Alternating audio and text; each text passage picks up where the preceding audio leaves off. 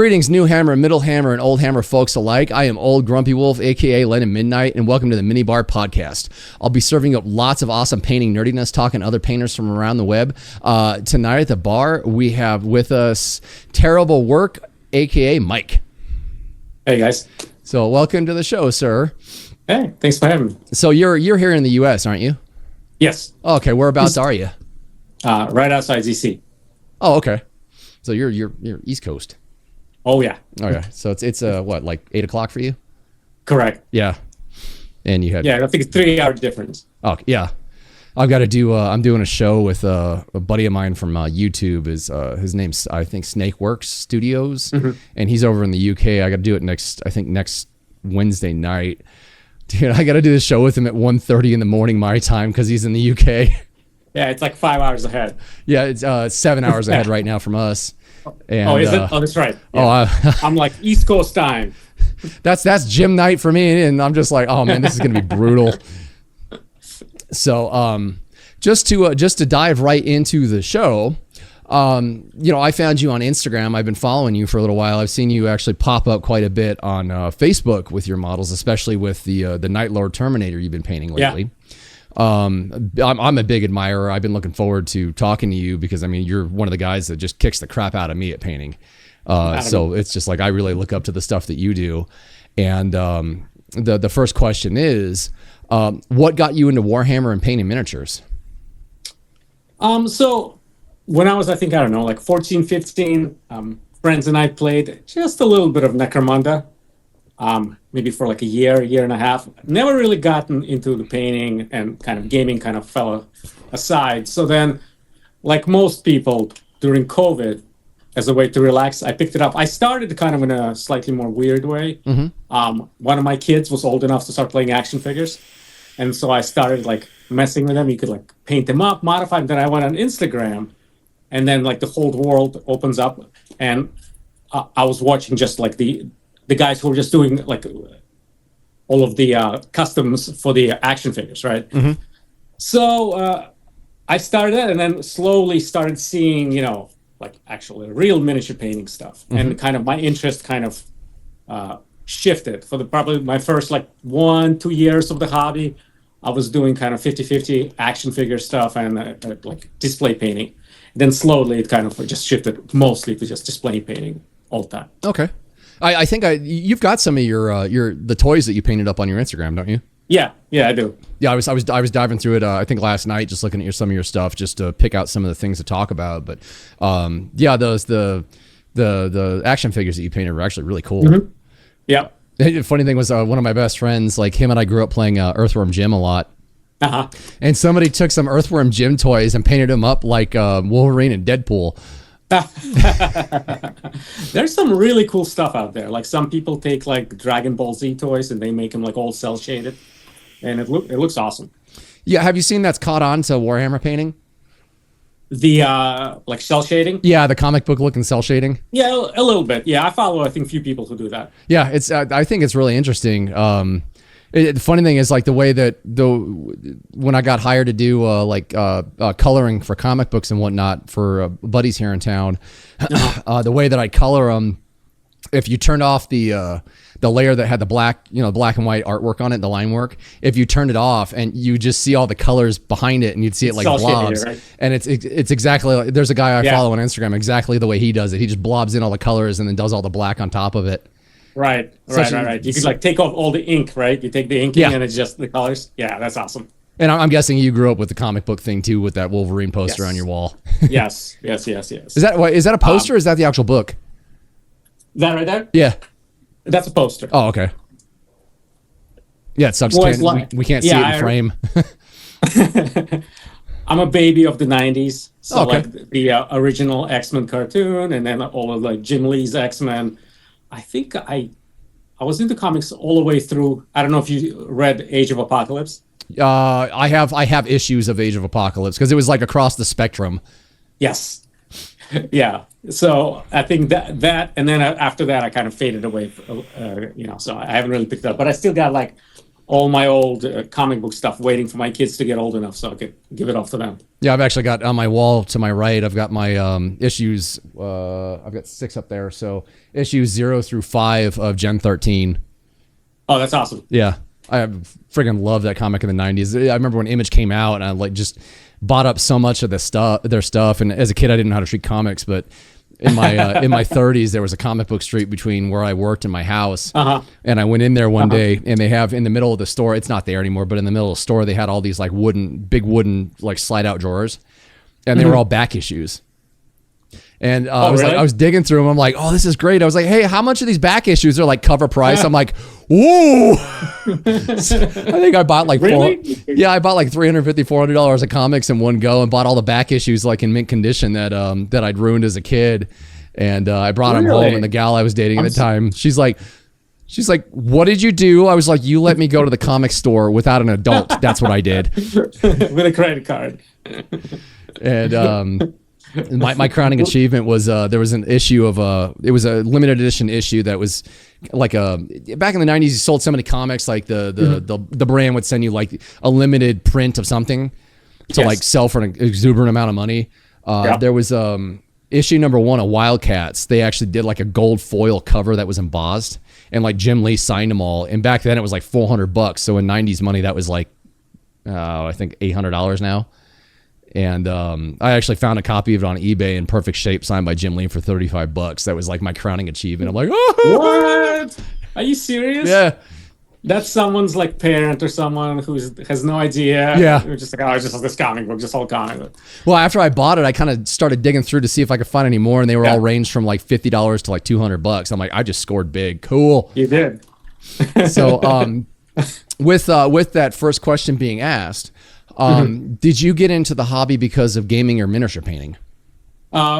Painting. Okay. I haven't played anything since I've been like, whatever, a teenager, kid.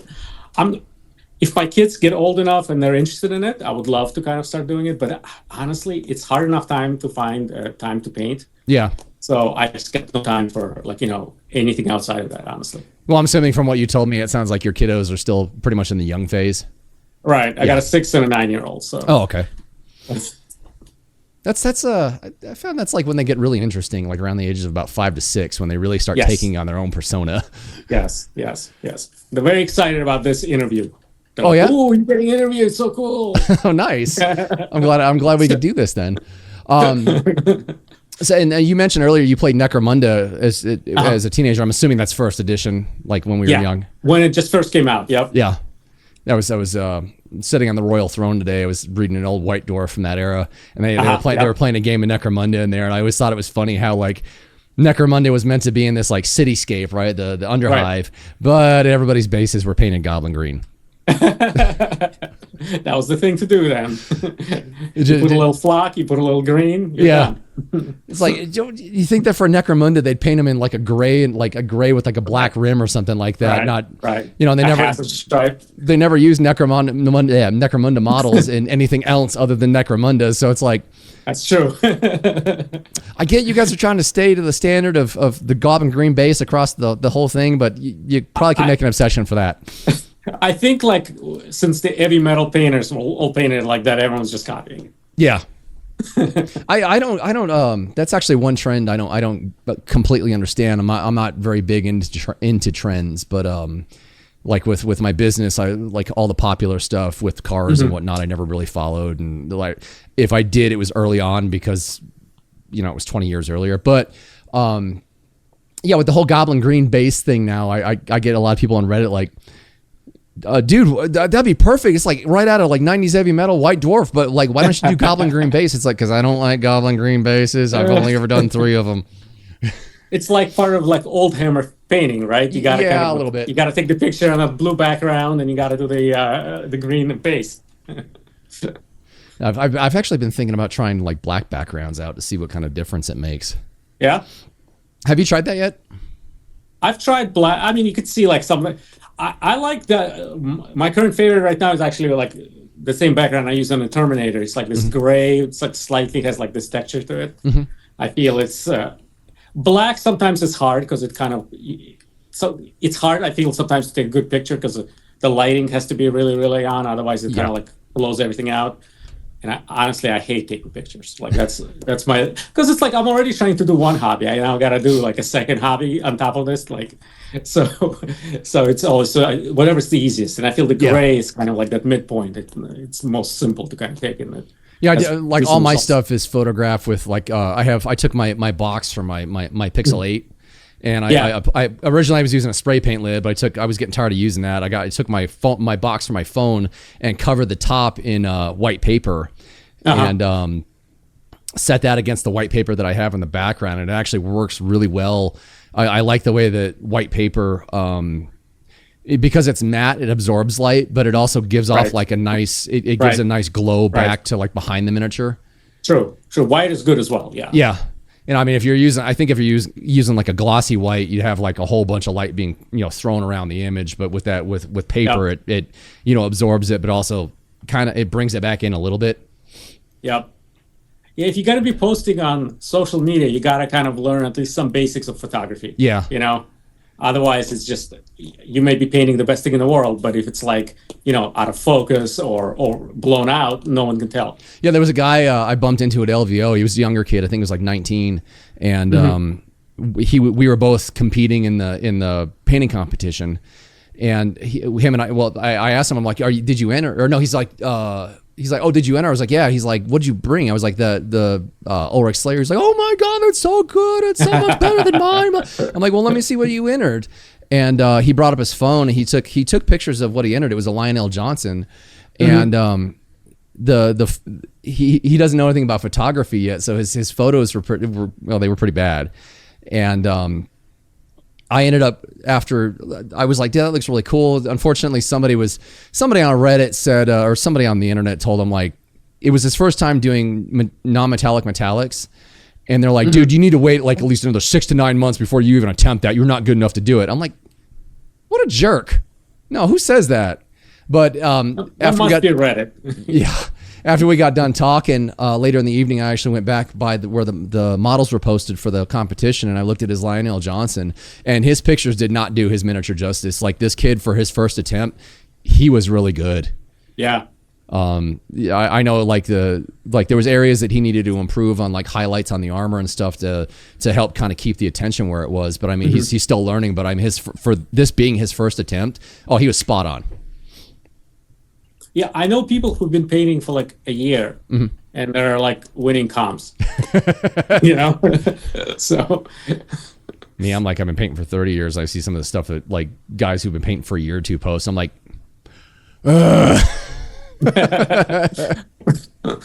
child prodigies over there. Exactly. So okay, so we'll kind of roll into the next one. Given with what you do and like your level of painting, this will be a really good one for you to answer. Is what kind of paints do you use, or what brands of paints do you use? I have all types. Okay. I actually like decent amount of Citadel paints. I feel like the red line, like the current iteration of Citadel.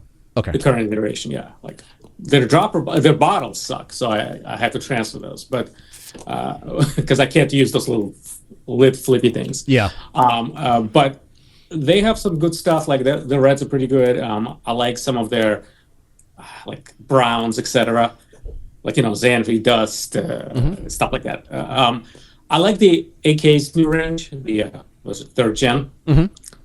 I would say that would probably be my go-to. But I have other ones. I have decent amount of Vallejo. I have decent amount of Pro-Acryl. Probably, I would say AK is probably the one I kind of reach for the most. And when I buy new paints, I typically kind of try to get that from that range as opposed to other ranges. Yeah, I've been doing that a lot lately. Like when I got back into this, all my old paints had dried up, and I was really upset. Old paints? Yeah, from like the 80s and the 90s and the 2000s. Right. Like Citadel's 1st, 2nd, and 3rd generation formulas. Right. So they'd all dried up, and it wasn't because they were exposed to air. It was because like where I had them in my house, my storage room right behind me, there's one wall that gets sun. Oh, and the box was right next to the wall, so they dried up because of the heat. You baked them. Yeah.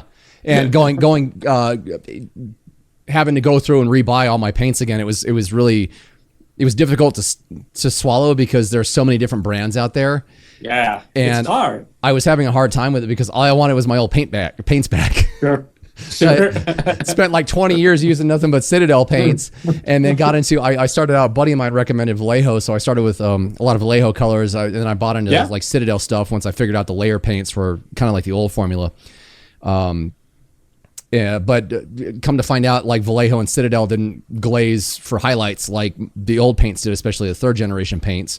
So by complete chance, I tried Pro Acryl and absolutely fell in love with their formula. Got into recently using too thin coats and AK, and nice. I found there's so many brands out there. Yeah, and it's like, you kind of have to, I think, find the one you kind of like and just stick with that and fill in any gaps from like other brands if you need to. Yeah, the advice that I've been giving people is, and this is something a couple of guests ago, him and I were talking about pretty heavily, is there's no right way to do this stuff. No. And you find whatever works for you. And, bringing you personally on here, I was very curious as to like the gamut of paints that you use. And it's actually nice to hear that like it's so varied. It is. So interesting question, because I'm a big proponent of using both. What do you think about what do you think about Pro Acryl like versus AK? They're similar in the sense that I think both are pretty matte. Like their finish is pretty matte. I like Pro Acryl. I really don't like their bottles. Yeah. I may like them even less than the Citadel ones. Because there's always that little tip of it, right? Yeah. That you gotta like and stuff. But I think they make really solid paints. I just have a lot of kind of comparable paints already, so I don't really have a good reason to switch over to them. But I have like some of their stuff. Sometimes the painting competition that I usually go to is Nova, which is a local DC painting comp. And they feature a lot in it. They sponsor stuff. They give like prizes to the winners. So I got some stuff from them. So I got like a decent stuff. Their stuff is solid. I don't think I've encountered any duds where I was like, oh, it's terrible, So I think it's a solid brand. Oh, I'm sorry. The whole point I was trying to make earlier was replacing paints. Yeah, I've been actually trying to replace like the Vallejo and Citadel stuff I bought with AK and with too thin coats. Because they glaze better, right? Yeah, they glaze better, and they take water better, and they just function better overall. Right. You got the old Vallejo, the ones that are like thick as, I don't know, you can't even like get the agitator to go inside.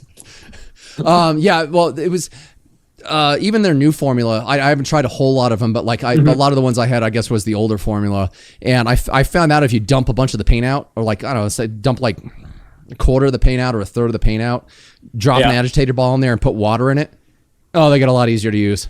I'm sure. But that's like a lot of work, right? Or you could buy another paint that you don't need to do that.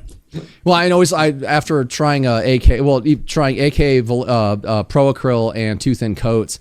Too thin coats is the thicker of the three, but all three they thin out really nice. They take water really well.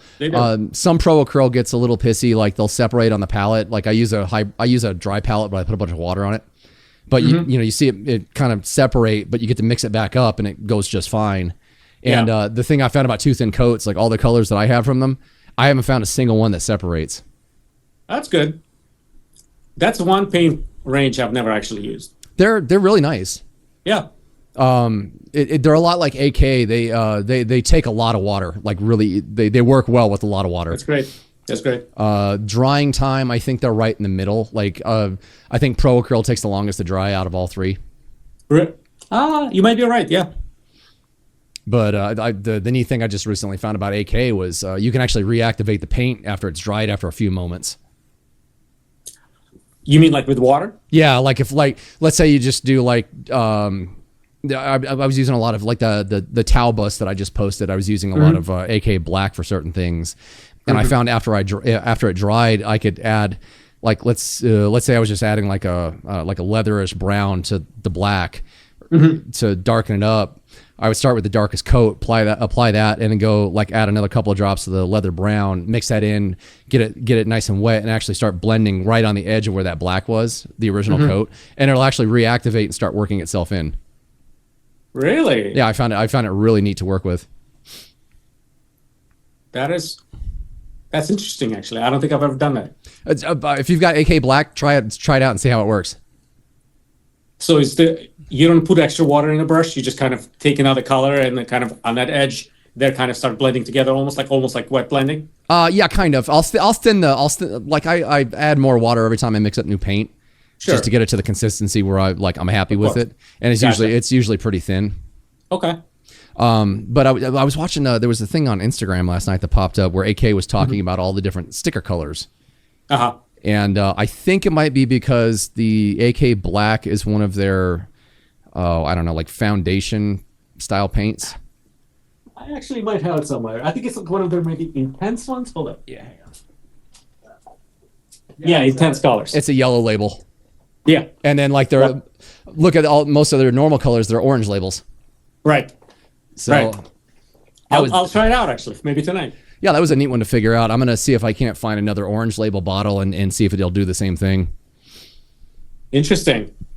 See, that's the cool thing about this hobby. There's like a million things. You never stop learning. Yeah.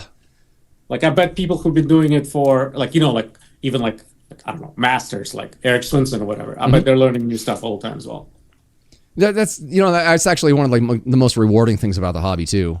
Right. Like if you really pay attention and learn to identify like how you can improve your technique, you'll always pick something up, at least one or two new things on every single model you do. Exactly. That's exactly it. Which is kind of big fun of the hobby, right? It's like I said, there's almost anything. There's a million ways you could do it. Yeah. Anything. So you kind of have to find your own workflow and what works for you. But there's so much out there that you probably can find something that you're actually gonna like and it's gonna work for you. No, I dig. Just talking about that, like I dig the fact that it plays right into it. You can with so many paint brands out there, you can substitute you substitute a red out and try like you're using Citadel. You could try Pro Acryl or you could try too thin coats, and you might learn a whole new technique of applying that red and blending it and shading it that you never would have found with the Citadel paints because of the way they formulate their paints. Absolutely. Or like Citadel paints are satin, right? So you kind of get used to painting them like that. But then AK paints are pretty matte. So you kind of, you can use it to your advantage. Like, the leather might be better with Citadel because it's satin.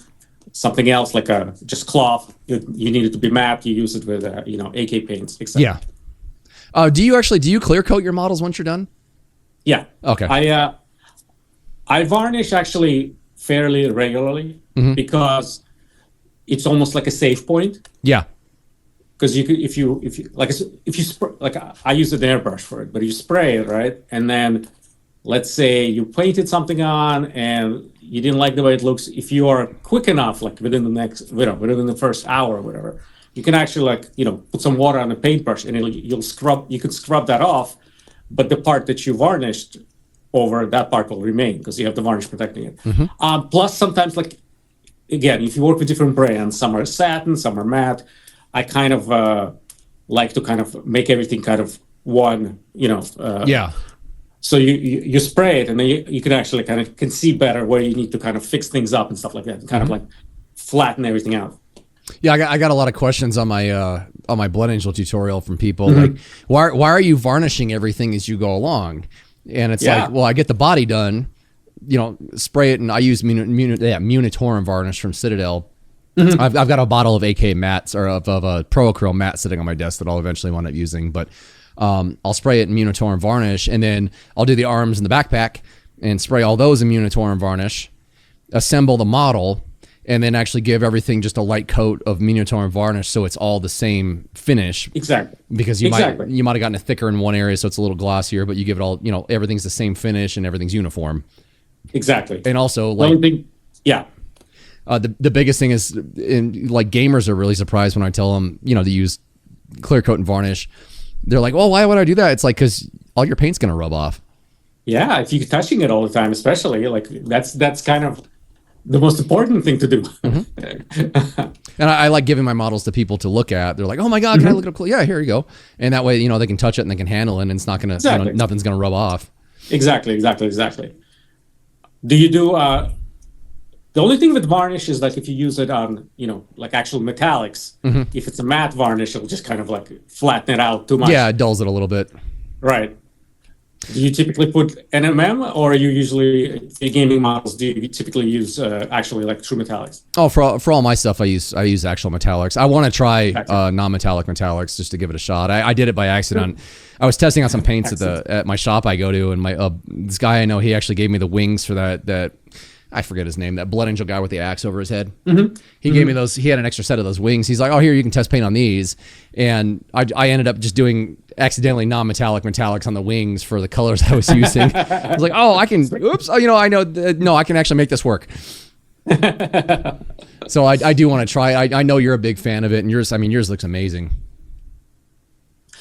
For display painting, I think it's more conducive. I could see how for, if you're trying to, like, even if you're doing display, but if you're doing army painting, or if you got to do, like, doing a squad in NMM, probably it's going to take forever. So I could totally see even me doing it, in a, using true metallics and stuff like that. Yeah. But, if I'm making if I'm painting a piece, especially if it's for competition, I'm probably going to do NMM. Come on, I'm trying to get my stupid camera to refocus. I'm sorry? I'm trying to get my silly camera to refocus. No worries. A second. Sure. Okay, I don't know what it's doing. It'll figure itself out after the break.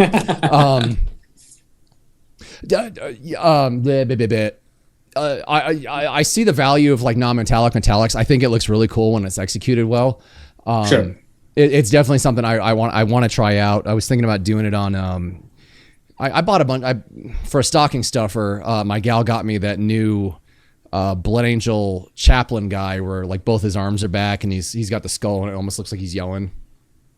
Nice. Yeah, she got me him, and I want to paint him up in interim in Las Vegas Open in October, and I wanted to try out doing non-metallic metallics for like his silver trim pieces. But I'm gonna piss everybody off and paint him red instead of black. You starting on the trim? Trim is kind of, it's as far as non-metallics go, trim could be. I don't know. Actually, I take it back. You can 100% do trim even as your first thing. Well, I mean, he's got his rib. He's got that rib cage. It's all silver. Yeah. He's got the things on his legs. He's got the trim going around his shoulder pads. I enjoy the trial by fire thing. So. Yeah, I think a lot of people are intimidated by NMM. It's not that bad, as long as, especially if you kind of start off kind of simple with the simpler shapes and stuff like that. Figure out what it's supposed to look like. Like, I don't know if you use this method. A lot of like display painters use this method where they'll spray or paint their model in red. Oh, I'm sorry, not red, in black, like slightly satin black. Then they kind of position it with a light to kind of so it like looks the most interesting and true. And you take a picture. Now you have a kind of a reference that you use. Yeah. I mean, even like, if you ever like listen to Richard Gray, for example, like one of his Patreons, he'll talk about that too, that he does that as well. So like, even though in his case, he probably kind of instinctively already knows how most of the light is gonna go, but it like for all of my projects, I always try to do that just so I could reference it, like, okay. Oh, I'm not sure how this piece of trim would be reflecting the light. Oh, let me take a look. Oh, okay. That's a really cool idea. I like that. Yeah, and you kind of have a little blueprint for yourself, and then you just have to kind of mess with the ratios and stuff like that. But at least you sort of kind of know what kind of to start with, and then as you go along, there's few like basic rules of NMM that if you start following those, your stuff is going to look metallic, almost no matter what you do. Now with you being so far into it, do you find that like, are you trying for like ultra realism, or do you kind of just what was the word I was looking for? Do you kind of wing it, like stylistically? Do you kind of make it? Do you improvise? I do. I feel that like, especially in this hobby, I think a lot of people are trying to go for realistic. My thing is more not going for realistic, but going for believable, right? Yeah. I don't really care so much if it's like, oh, in real life, this, the glow of this plasma gun would not reflect on this edge. Okay.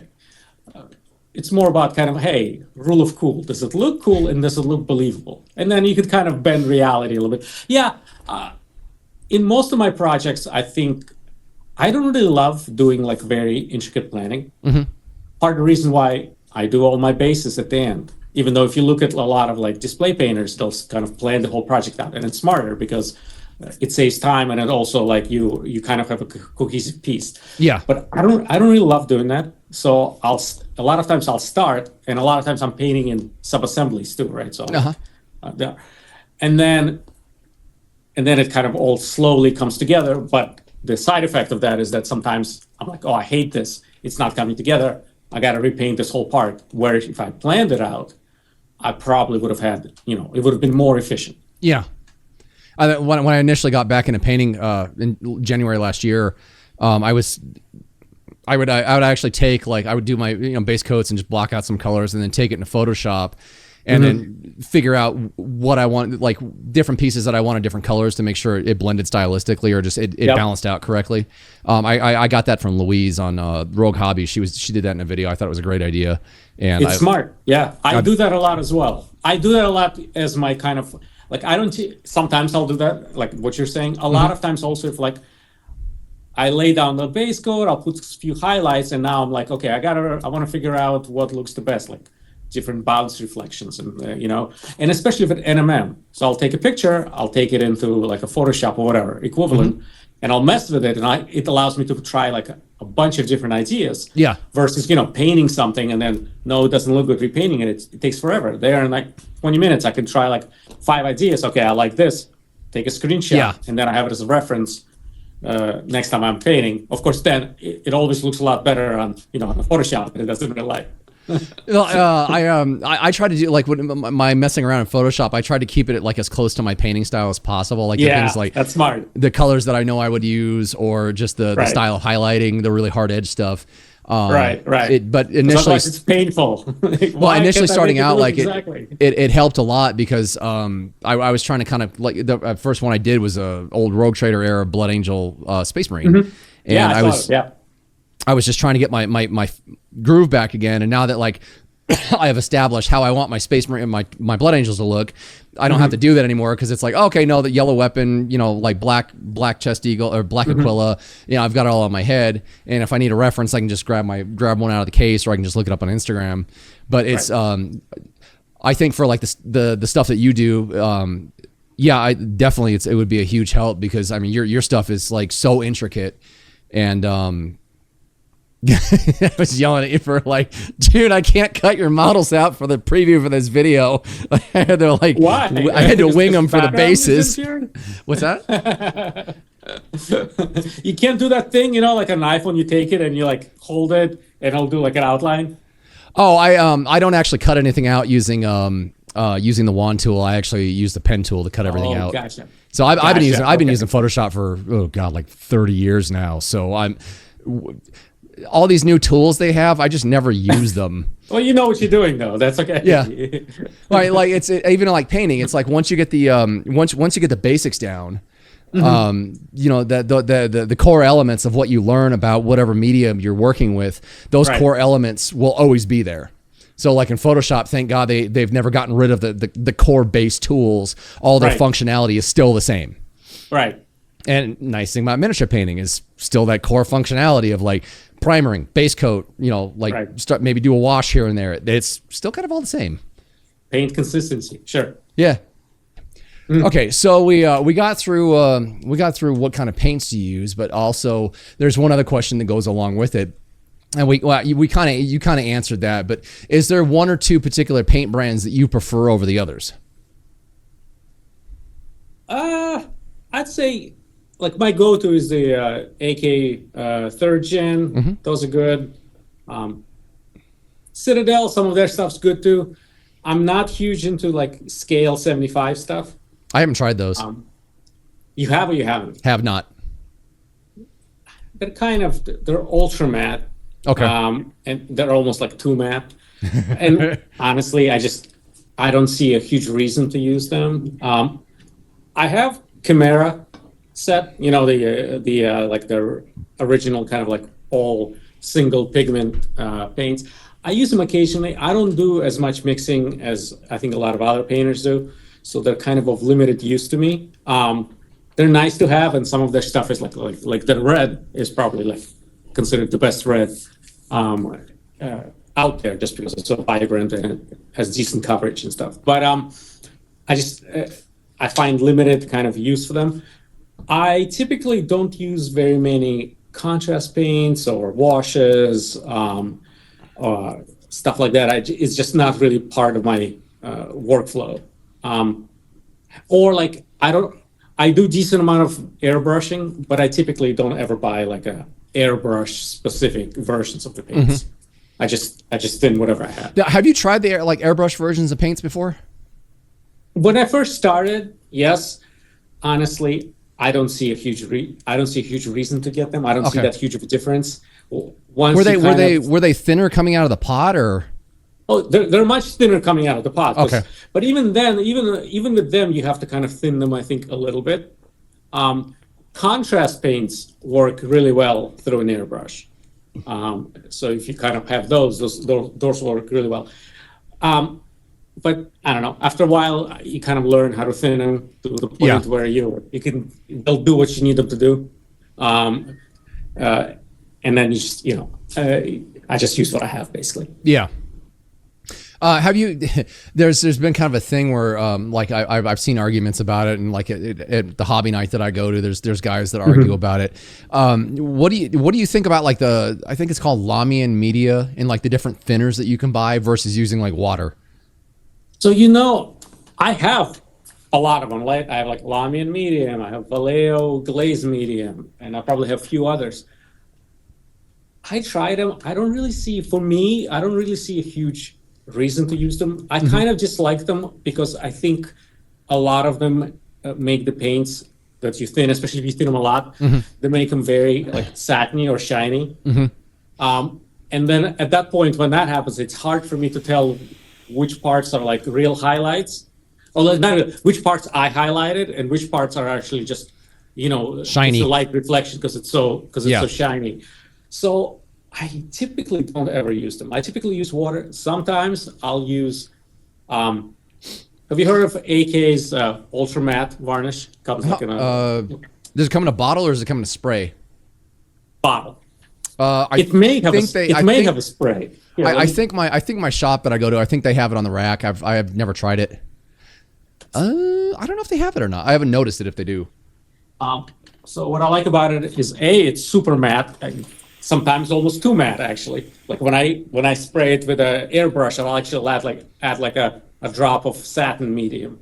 Satin varnish, because it's a little too matte. But anyway, it's already very thin. And so I kind of use it sometimes as almost like a medium. If I want to glaze down something, because sometimes some paints can become really glossy even with water if you thin them down too much. And this kind of knocks it down because it's matte. Okay. So I use that more than probably any of the like specific mediums that were actually designed for it. But I know lots of people and lots of my friends who use them all the time. Okay. And they swear by them. It's all, I think, about the way you paint and kind of your personal workflow. Yeah, I found with Citadel paints, like their current iteration, the hardest the reason why I have such a hard time with them is I just don't like the medium that they use in their paints. It gives it like, I found it gives them like, it's almost like a gel-like consistency. And I found with the shade paints that so much of it is acrylic medium and there's so little pigment that the shade paints, they will easily clog detail. I could see that. And I'll normally, like, if I'm doing metal, like in my Blood Angel tutorial video, I mixed I think Black Legion with Nolan oil and a bunch of water. I do the Black Legion to actually add pigment back to the wash. And then, the Nolan oil tends to give it a kind of a matte finish, and then adding water helps to break down the medium in the entire mixture, where it won't clog detail. That makes sense. Yeah, and because that Black Legion is so rich in pigment, you don't lose the black pigmentation that runs into the recesses. So, and the whole, like, the argument that I was hearing at the table at Hobby Night was, oh, you know, Lamian media this, Lamian media that. I'm like, well, I can see what you're doing, but you know, you're just adding more and more and more acrylic medium to your wash, or to make a wash, and you're gonna, like, you got to be careful. Like, I'd suggest you add water, because you're gonna clog stuff. Well, why would Lamian? Because Lamian medium is pretty thin as well. It's kind of like water consistency. I thought Lamian medium was basically the medium that they used in the what's it called, the contrast paints. Oh, interesting. See, I don't have very much experience. I have few contrast paints, but I typically don't. I just don't have a good reason to use them. I mean, anybody who's watching the show, if you want to correct both of us, have at it, because I think we're both pretty sold on using water to thin stuff with. But like, I have friends who use those mediums, and they use them very, very well. It just never kind of entered my workflow. Yeah. And a few times I tried using them, I just didn't see a big reason to use them. I more often use like an additive, maybe like a flow improver. Yeah, I've heard a lot of that. It seems a lot of people like to use that. Right, or something that like slows down the drying time. I'll use that sometimes too if I'm trying to like if I'm trying to do an ultra fine detail or something like that. Oh, have you tried using just because of what I saw at LVO, the guy that won Golden Demon 40K single miniature last year for that orc on the Great White Squig? Yeah, he brought that to LVO, and he also brought his little candle night that he painted up. And I got to talk to him after the show, and I asked him, like, I'm like, dude, what paints are you using? He's like, I use a lot of oil paints. So have you tried using oil paints yet? Yes, I have several pieces that I've painted almost exclusively with oil paints. They're good. It's just that, just like any they're very different than acrylics, obviously. Yeah. So you have to it's kind of almost like relearning to paint with a different medium. So you almost have to like relearn to paint almost completely. So it takes a while to kind of get used to them. But once you do, they are very, very good at certain things. Yeah. I think the person you're talking about, I think his name is Zaba, if I'm not mistaken. I think he does a lot of he does a lot of oil painting stuff at very high level. So I've gotten into oils. They'll probably play like, I don't know, maybe like 30% of my workflow is probably oils. I like to use them. I know a lot of people kind of use them for like, you know, they'll do like a pin wash with them. Yeah. They'll wash it and stuff like that. It's just not very much part of kind of the way I'm used to painting. Yep. I typically like to use them almost unthinned. Yeah. Oh, really? To get like those. Yeah, I like to get those. If you want to get like an ultra smooth blend very quickly, I mean, an oil paint will just do it very, very quickly. Yeah. You just have to have the space for it, right? Like on smaller miniatures, like Warhammer miniatures, you have to be very careful because oils are thicker than acrylics, especially if you use them on thin. So they can easily start blocking details. So you gotta you don't have as much flexibility, I feel, in some ways than you do with acrylics, but you're also like can get like very quick results. And also with oils, hey, you don't like it, you could just wipe it off, right? Yep. You put some of that thinner on, or whatever, the stuff that you use to thin and or mineral spirits. Dilute. Yeah, mineral spirits, that's it. And then you can just wipe it off, it dries, and then you kind of can redo it all over again.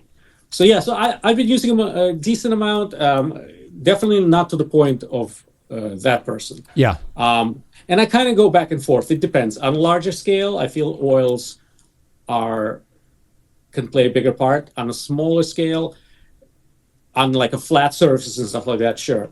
So I don't know. Like sometimes I feel like they are really, really, really big addition to my kind of tool belt.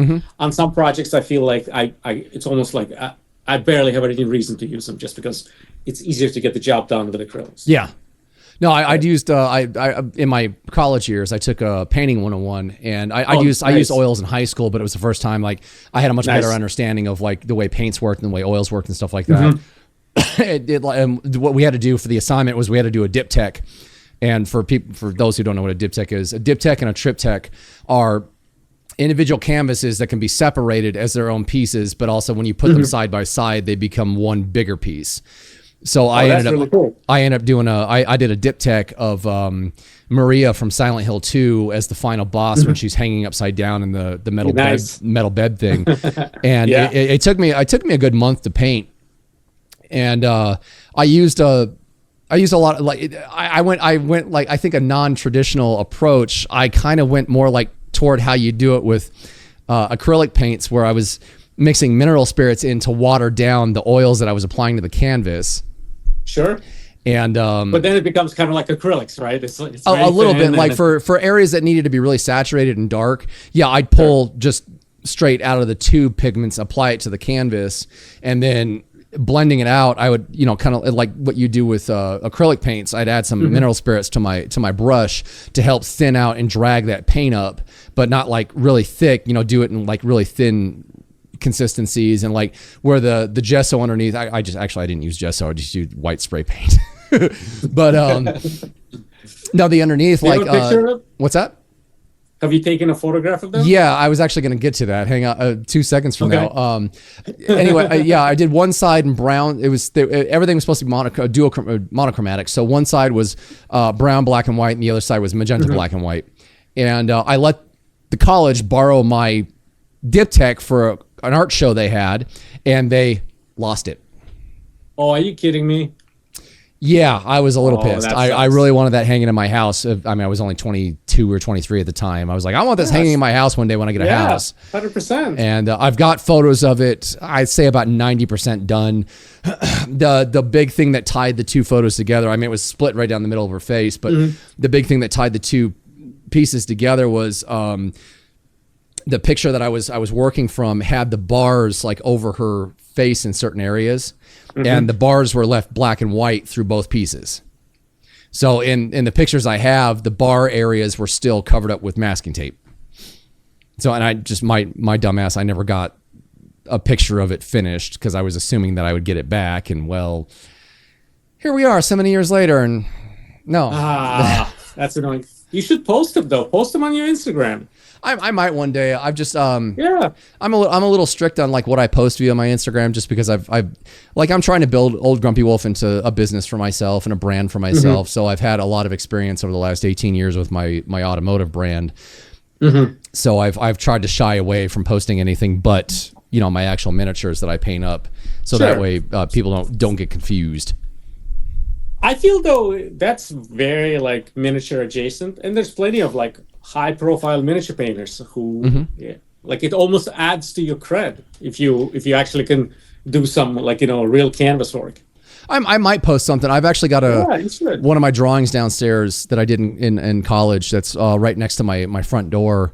The assignment, it was for drawing 102.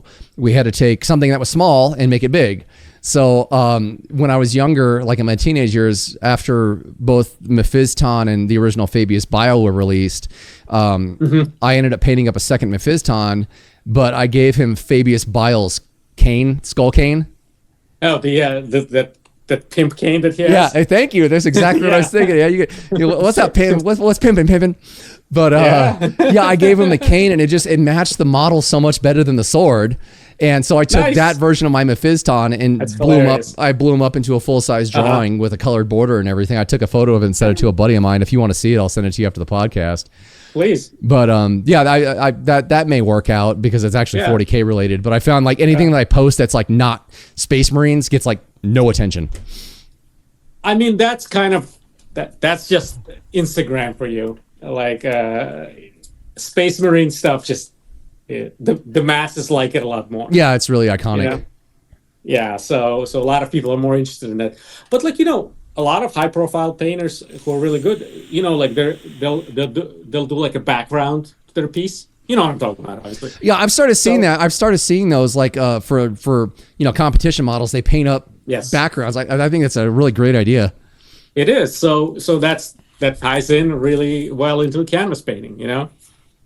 Yeah, I've thought about possibly doing that, but like right now, what I'm fighting with in my brain, I was thinking about it the other night on the treadmill at the gym, because like to make cardio time pass, I just get locked into thinking about like how I'm gonna paint this, how I'm gonna paint that. Nice. And it goes from being like the longest slog ever of 22 minutes to like there you go, getting locked into thought and then looking at the timer. It's like, oh, I got 3 minutes left. All right.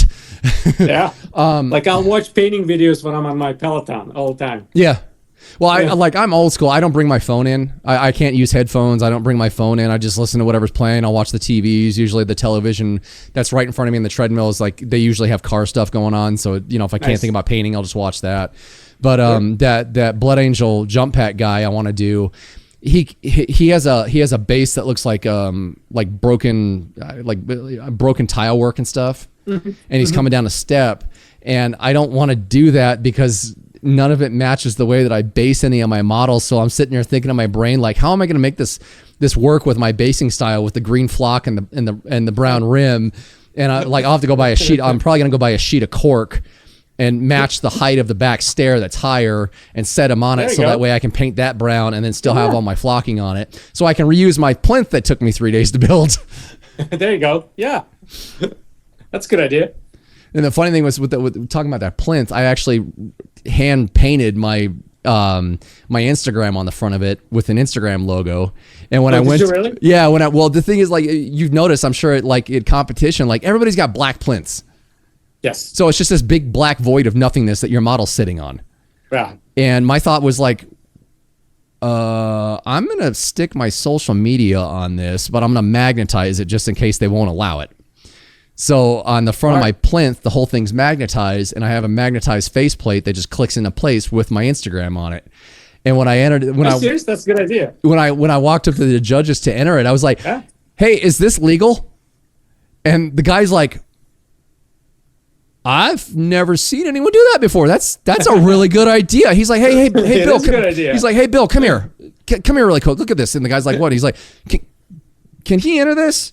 Like, the Bill guy who comes over, he's like, "Well, we don't have any rules for that yet. Right. That's a great idea. Yeah, he can totally enter that." So it was just advertising all weekend long. But to me it was like this big black void. Put your social media on there. Don't make it obscene and obnoxious. Just do a nice, like Instagram or your Reddit or your Facebook or something, and there you go. Like these conventions, you know how you get like a badge, etc. Uh-huh. I wish they would give you an option, because a lot of times they'll have your name, right? Like Mike, whatever. I wish they give you an option to put down your like Instagram handle, because a lot of people, I know them by their handle. Uh-huh. I don't know, like yes, someone just don't even have a name in their profile. Uh-huh. And so it's a lot of times I'm like, meet someone. I'm like, I know I've seen your work, but like what is your name on Instagram? So I can kind of like connect, Well, fortunately, LVO wasn't like super pissy about that, because I actually got to put Lennon Midnight as my name. And then for my gal's badge, the first night we hung out, she told me the story about when she was working at MGM. She worked in the corporate office. She did event planning and all that stuff. And there was some woman that left, and my gal wound up with all of her stationery, and all the stationery said "from the desk of Pepper Parker." So my gal, she called her Instagram the Pepper Parker, and after her real name's Maria, but after she told me Pepper Parker, I'm like, I'm calling you Pepper, and she's been Pepper ever since. So for her LVO badge, I on her voicemail, the way she said her last name, it sounded like she said Belmont instead of her actual last name. So I call her name is Pepper Belmont. So for her badge, it said Pepper Belmont on it. The vampire hunter. When we eventually get married, she'll be Pepper Midnight.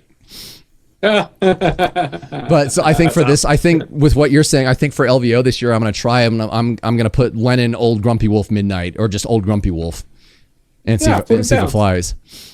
Because they don't like, I don't know, like with LVO, they didn't seem too strict with like I don't think they even checked my ID. They're like, "What's your name?" I was like, "Lennon Midnight," and they're like, "Here you go." So right, you might want to try that. Just put like terrible work. I don't know how picky they are at Nova, but yeah, I don't know. We'll see. Oh, is Nova exclusive to where you are? Yes. Okay, that's what I thought. So it's kind of like LVO. It's a big gaming expo for you too, isn't it? Yeah. Okay. I would say it's kind of comparable to LVO. Yeah, I think both are like open competitions. I've never attended LVO, but I'm assuming they're fairly similar. Oh, it was a lot of fun. Like when I got back into painting, January 24, I was buying Vallejo paints from a shop here in town, and I bumped into a guy, and he's like, "Hey, are you going to LVO?" And I'm like, "I don't know what that is." And he explained it to me. I was like, "I think I'm going to get my feet wet with painting again first, and then I'll go next year." And went this past January. It was an absolute blast. I'm sure. And it's also nice that it's local too, right? Yeah. Yeah, we're Pepper and I are planning to go to Adepticon next year. So, are you? Yeah. That's probably going to be a blast. I'm curious to see how I'd fare at Golden Demon because I've never been to Golden Demon. Mm-hmm. Like if I walk out with a commended entry, I'll pee my pants. Oh, 100%. I've never been to Golden Demon either. Oh, dude, you should go. Like your level of painting, I think you'd probably place. The level of competition in Golden Demon is insane these days. Oh, you never know. I mean, like look what won. I think it was Europe last year. Look what won the open competition. It's just some guy. He took first place. He painted up a ultramarine exactly like box art, and it took first place. I think silver, if I'm not mistaken. Oh, okay, it might have been silver. He placed. Let's put it that way. And in the open, right? Yeah. Did you see his Instagram post where he's like, I don't even understand why I placed? I think I did. Like, I think I might have complimented him on it, but I mean, sometimes it's the things you never think would win that actually win. Sure, you never know what the judges are looking at, right? Yeah, and like at LVO, no, I mean, go ahead. No, it's definitely on a bucket list too. Yeah, it's just again, it's young kids, not a lot of time, Oh yeah, I'm sure eventually I'll make it to at least one Gold Demon. Well, I didn't like with my Ulrich Slayer. I didn't think he'd receive anything, and I talked to one of the judges. His name was Brush for Hire after everything was judged and done. And I think he does some stuff at Nova as well. He said he's like, no, like I was like, I didn't think my painting style would be anywhere near relevant, especially with like the sheer amount of talent that was on this table. And he's like, no, your painting style is still relevant. He's like, I judge a lot of stuff, and it's rare to see like this old school 90s style. He's like, if you would have entered this in Golden Demon in the late 90s, early 2000s, you probably would have placed first or taken a Slayer sword. He's like, keep working on this. This is really good. And the judges and I were really happy to see this. Like, we hadn't seen something like this in a long time. Yeah. So you never know what'll win. I think the cool thing about this hobby is that there are no real paint styles that are like irrelevant. I don't think, like, I'm trying to think of something that would show or submit, and people like, oh, this does not, this is not. I got a challenge. I just got a challenge for you. I got a challenge for you. Okay. After you get done with whatever you're working on, you need to do a crayon eater Space Marine.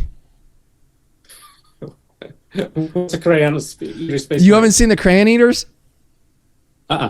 Best example I can give you is go over to Louise's channel, Rogue Hobbies, and watch her episode about her painting a crayon eater. It started because of the Space Marine 2 game. It's basically like the color scheme? Every color imaginable. Oh my god. It's like what a seizure looks like in miniature form. Oh god. No, but go watch her video. You'll get a really good idea of it, and she did a really good job on hers. But yeah, your level of painting, I want to see a crayon eater from you. I think it would be absolutely phenomenal. And I take that and enter that in Nova and see what the judges think. I'll add it to the list of future projects. That would be absolutely badass, dude. Okay, going back into questions because we've gone on such an awesome tangent. I love it. Yeah. Who influenced your painting style? I really like Andy Warhol stuff. Andy Warhol? Andy Warhol, yeah. Oh, Ward. Oh, okay. Do you know what I'm talking about? Andy Warhol, the artist? Not Warhol. Oh no, I'm sorry. I've never. My mistake. I'm sorry. I never heard of him. Not the classical, not the painter, the canvas painter. Okay, got it. Richard Gray. I think Eric Swinson is amazing. There's like the level of talent right now is so high. You could go on Instagram and you could just kind of go down the doom scrolling wheel of just you just never stopping, Oh, absolutely. I probably have like, I don't know, 500, 600 different stuff that I have like, saved as a reference that at this point are so deep down that I'll probably never see them again just because. But I feel that like Richard Gray, he does amazing job with texture and atmosphere, and just the way he have you ever seen any of his tutorials or videos? I think I have. Like, is his last name is spelled Grey? I think it's with an A. Gray. I'll have to look him up. Like the name rings a bell, but I can't place it. He goes on Instagram. He goes by I think Demon Rich. I mean, he's a kind of like one of the luminaries of now I've got to look modern Warhammer painting. Yeah, look him up. He's amazing. But if you watch kind of his tutorials, it seems like what he's doing is very simple, but then you try to replicate it, and you're like, my stuff doesn't look anything like his. Yeah, look him up. Check him out. Oh wow. Yeah, he's pretty snazzy. I will definitely follow him. Oh, his stuff is crazy. I mean, I think he won Slayer Sword. I think twice. I could believe it with his level of painting. That's nuts. And then he's the freehand he does. If you scroll down, you'll see some of that. Is just incredible. I think he used to be like an illustrator, so he has some kind of real art training. But just the way he's able to capture the mood of a piece and the way he is able to kind of get the focus exactly where he wants it to go. Yeah, is amazing. I don't know if you follow Eric Swinson. He's actually kind of, to me, he's local. He's in Virginia, and he's every Nova that I've been at, he was one of the judges for their master's category, and he also teaches lots of classes. But his precision and how and it's incredible to see some of these painters who've been doing this for however long, but who have experience and they're able just to kind of the way when I'll paint, I'm like, oh, I'll try this. This is not working. I'm trying this, and it takes forever because you kind of go back and forth. But you watch him paint, and he'll put something down, and he'll get and you'll just in 10 minutes. He'll paint something and it's incredible. You're like, oh my God, it would take me weeks to get this. He has a video where he's painting Space Marine faces. And in a space of, I don't know, 2 hours, he paints maybe 5 of them. Oh, wow. Some with Caucasian skin, African skin, whatever. And it's incredible. You'll watch it and it's insane how a few brushstrokes, bam, bam, bam. And it's display level work. It's not oh, this is army standard. This is... So, kind of to watch him, and he's a very good teacher. He explains things if you go on his YouTube, none of his stuff is, he doesn't have a Patreon, so all his stuff is freely available for everyone to watch. And then he does for his Twitch subscribers, he does this thing where if you submit your piece to him on his Discord, every few weeks he'll go and he will give you feedback on it. Oh, that's cool. And he will use digital painting to here's what I would do, and it's crazy because you could in a span. I learned so much just from watching him do that. Forget a lot of other painting tutorials, but just watch him and kind of the way he explains things and you look at stuff, and the way he kind of here's the important stuff you got to know about NMM, right? And he will show stuff, and it's yep, this looks pretty good already. Now it looks incredible. So I'd say that, but there's so many other painters out there who just have insane stuff. Have you heard of this guy? His name is Moses Yao. I don't think so. I see so much pop up on like my Instagram and like suggested posts that like I just lose track of like who does what. I try to follow the things that I really dig and really like and that like give me inspiration, hence me finding you. But I mean, there's just, like, as you said, there's just so much out there. If you look at his stuff, it's like he is a classical painter, and I can't believe that this is actually a miniature because I think it looks to be like a canvas piece. But then, you'll see like a lot of miniature like angles, and it's crazy. Like, look him up; he's definitely worth a follow. Okay. Yeah. Well, I've got to grab all your shout outs and stuff after the show. So definitely, you flood me with your inspirations. I'd love to see where you take from. I think I like talking to guys like you, talking to dudes that are just like well above my pay grade. I'd love to branch out and try different stuff, but I don't know. I stay so locked into like my Grimbright painting style, and just like within a year of me getting back into it and getting my footing with it again, like just seeing my own expansion in my own style. Yeah, it's hard for me to break away from that and try something so different. Like the two busts that I posted, they are my style, yes, but I was actually trying to go for more realism. And I think with busts, I have a lot more fun because they're only this big, but it's a sectioned off portion of a model that's this big. And I could not believe the amount of room I had to work. And especially if you go from like 28 or 32 millimeter, and now you go, and it's a double-edged sword, right? Because you have a lot more room, but also now there's different expectations. The level of detail has to increase. But I've seen your two busts, right? There's like a Psyker guy and I think a Tau guy, right? Yeah. Well, very nice. You do them as a commission, correct? Yeah. Nice.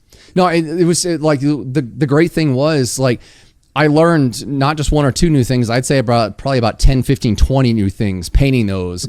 And I want to have a Space Marine bust painted so I can paint that. Or I'm sorry, printed so I can paint it. But like even just what I learned, I was like, I want to try scaling this down to, miniature scale. And seeing how it works, on something this big. Right. But the important takeaway was, I just learned a whole bunch of new stuff that like, I'm excited to try this. This is cool. And like try to incorporate it into like my Grimbright style of painting. So, and I've just got this whole like collection of stuff that's Grimbright. I'm just like, I don't know if I can break away from that or not. I wouldn't mind trying, but I'm just really happy with the expansion that I'm doing in my own style. I mean, and also, do as you enjoy. You're not gonna forcing stuff. I mean, this hobby, it's a hobby. It's supposed to be fun, right? So if painting one way makes you happy, there's who's to say that that's not the way you should be painting? Yeah. Because I feel like as soon as you start not enjoying it is when you actually, then it's like people kind of get out of the hobby. Like big reason why I, as a policy, never accept any commissions was because like I already have a job. Okay. This is my like escape. This is fun and stuff like that. It's just for me, doing a commission work, but I don't think it would be very enjoyable, and I probably would like it. And then who knows where that leads. So this is supposed to be fun. So do whichever style like you like. That's the style you should be painting in. Well, I found like with my business that I built over 18 years and trying to sell now, like the way the trends went in the particular car niche that I was part of. Do you know what the 240SX is? I don't. The popular drift car. Ah, gotcha. Well, like where the whole scene had gone was everybody just wanted OEM style parts. And I liked OEM body kit parts, back in like the 2000s and like kind of early 10s. But my tastes and my view of body kit stuff matured and grew well past that. And toward the late 10s and into the 20s, that's all anybody wanted, and that's like the de facto thing that everybody builds their cars with. So in my world, I have no love for that whatsoever, because now it's a trend. Now it's a huge trend, and it's not exciting to me anymore. But I was doing it just to make money. However, what killed it for me was with the fiberglass parts that I make. I'd restore those, I'd customize them, I'd do all kinds, I'd put a lot of hands-on physical work into them, Bondo, sanding, customizing, before I gave it over to my fiberglass shop to mold. And I really enjoyed that, because it was like 40K conversion stuff and kit bashing, but on like on a macro scale. Yeah. And you wouldn't actually believe how much of the stuff I learned from doing like 40K work, like mold lines, filling in gaps with green stuff, how much of that translated over doing the car stuff. Yeah, I'm sure. But when I got into doing like the plastic body kit pieces, just basically the 1-to-1 replicas of like what Nissan produced, my plastic manufacturer, they did all the restoration, they did all the prepping, they did everything. The only thing I had to do was take the prototypes and fit them to my car, and we're not going to get too far into that, but the enjoyment went away. So like for me doing commission work, I'm still like, this is the first commission job I've gotten. The owner of the shop, he's just like, hey, go nuts. Do whatever it is you do. So for me, it wasn't so much a job. It was doing what I loved and actually getting paid to do it. I was like, yeah, I'm good with this. I'm fine with this. If I can get, like 2 or 3 of these a month, plus knocking all my other crap out, plus the podcast and my painting tutorials, I got a full-time job. I'm good. Yeah. Yeah. I mean, look, if that's what, if your friend allows you like creative freedom, right? He wasn't like, I want this. He was like, do whatever you want. Well, and like I'll flat out tell people if somebody comes to me with a commission job. There was actually one guy who came to me with a commission job and I rejected it, but he wanted I can never think of the chapter. It's a Space Marine chapter. Their armor's all gray. Their logo is a shark. I think it's like space sharks. That might be it, actually. I don't know what they're called, but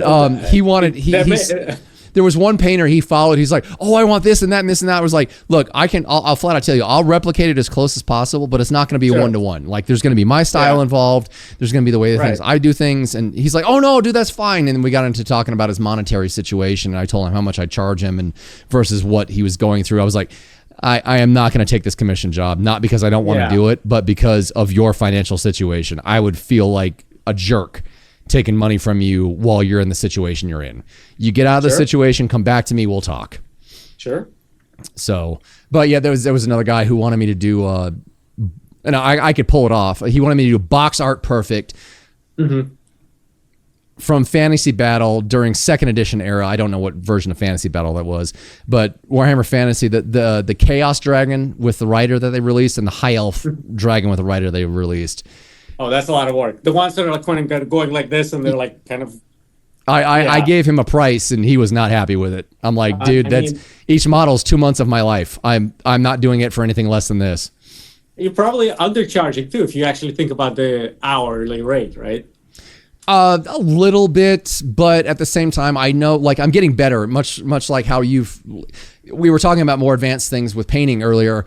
You kind of get the fellow you mentioned about painting faces like to a display scale. You get your workflow, and this is the thing, like with me being autistic, and I know I kind of mentioned this in a lot of my shows, but like the one thing that it helps me with is hyper focus, but also like the way that I paint and the way that I do any kind of art or like what I do with body kit stuff, I have a system in my brain of like steps to take. And then there's like modifications to those steps that go into the workflow of what you mentioned earlier.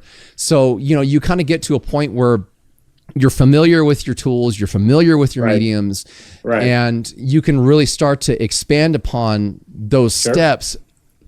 But you get a lot faster because you know the way the paint's going to react. You know how it's going to act on top of the primer you're using. You know the way that your contrast paints, your speed paints, your inks are going to react. So like all this stuff that at the beginning, let's say a Space Marine took you 4 days to paint, you get a style going and you can narrow that 4 days down to doing it in like 2 evenings or an evening. Exactly. And it's not because as you progress. Yeah, you're not half-assing things. You've just become so familiar with your tools Right. that the time goes from, this down to,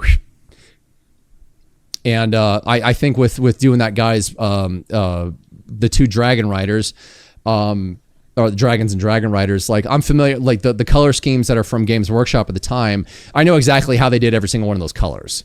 Sure. I might have to experiment a little bit, but I know how they did it. And now that I've got my workflow and familiarity with my tools, my sets of paint, my brushes, it's probably going to take me about 2 months. And I think what I quoted him was fair.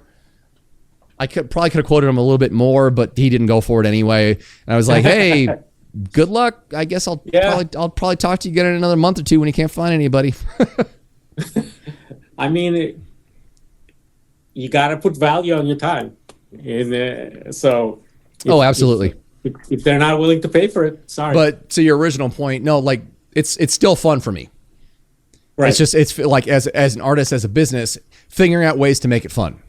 With my automotive stuff, all the fun that I had with, we talked about earlier, learning things like with the fiberglass stuff. I always learn new stuff. Every single project I took on doing fiberglass stuff, and I loved it because it was just like painting. It was like, cool, I just learned like 6 new things.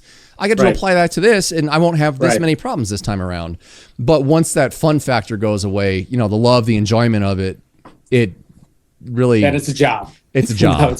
That is a job. So, and you're actually, you're the second person to express to me about the whole like commission painting thing and how it can be viewed as a job. And I completely understand your perspective. Yeah, I mean, it depends. I'm also a very slow painter. So for me, I just don't think I would enjoy it. And then once I finish it, it's like, oh, this is my baby that I spent months on, and now I'm just sending it away. Dude, I gotta give you props really quick though. Like, I know what goes into some of like the Golden Demon winners, like Zumakito. He was talking about how he spent something like 800 hours on his entry for Golden Demon last year. Right. And I'm like, I know that video. my Ulrich took me a month to paint, and after I painted him, I'm like, get this thing away from me. I don't want to see it. Right. Like after a month, it was like, I don't want to do this. I want to move on to something else. So like with what you're doing, dude, I got to give you credit for the amount of time you spend. I'll be honest. I'm kind of sick of the Terminator. I'm ready for the project to end. I'm ready to move on. Well, it's almost done, isn't it? It is. Yeah, I have to do the base and the other shoulder pad, and I think I'm very good. And some cleanup. At least with Terminators, they're 3 pieces. Well, actually, in modern Hammer, I don't quite know. I haven't painted a modern Hammer Terminator yet. I don't know how many pieces it is, but that Ulrich Slayer, I painted everything is painted. He's completely sub-assemble painted. Everything, like his hand holding his helmet. You pull that hand, because I didn't know what was going to show. You pull his hand off with the helmet. You flip it upside down. And I painted a hole in the helmet. Did you really? Yeah, I didn't know if you could see it or not. I gotcha. You don't blue tack it together so you can see what it looks like together. When I'm getting better about that. I look for when I do stuff for subassembly, like with modern Hammer. I mean, obviously, like it's a lot different than old Hammer. Yeah, that's true. I'll fit the pieces together to see if I can like fit them in chunks. So like for Ulrich, I did his legs first. Those were completely assembled. And then, oh hell, I did his, how did he go together? I did his torso. I think his torso went together. And then his necklace had chunks of the wolf pelt on it. Right. So I had to do that separately. Oh, and it had a chunk of the cape on it too. So I had to do that separately from the back. I can't remember how exactly he went together. I had to do the hand holding the helmet separately because that had to be put on the model before the necklace piece with the cape. Otherwise, it wouldn't fit. Yeah. Sure. And then when I did the necklace piece with the cape, I didn't paint this area of the cape. I just did it in base color on both the back piece and the necklace piece, assembled it, filled the gap with super glue, and then highlighted that area of the cape. Right. Right. The hand holding his chorizo. I don't know what the hell it's called. Oh, nice. That was a separate piece because that just went right on. His backpack was a separate piece. Yeah. So I think it's model dependent, but yeah, I try to assemble things as much as possible before painting them to make sure everything still goes together. So I can sub-assembly in 4 or 5 pieces. Right. Whereas like Olden Hammer Terminators, they were 3 pieces: the torso and the arms. And the arms, yeah. No, this guy, I want to say 3, but then like his shoulder pads go on the arm. Oh, okay. I forgot. And that's then right. They make the decided, shoulder hey, pads I'm going to separate. make it more difficult for myself. Let me add a cape to him. let me add the trophy rack.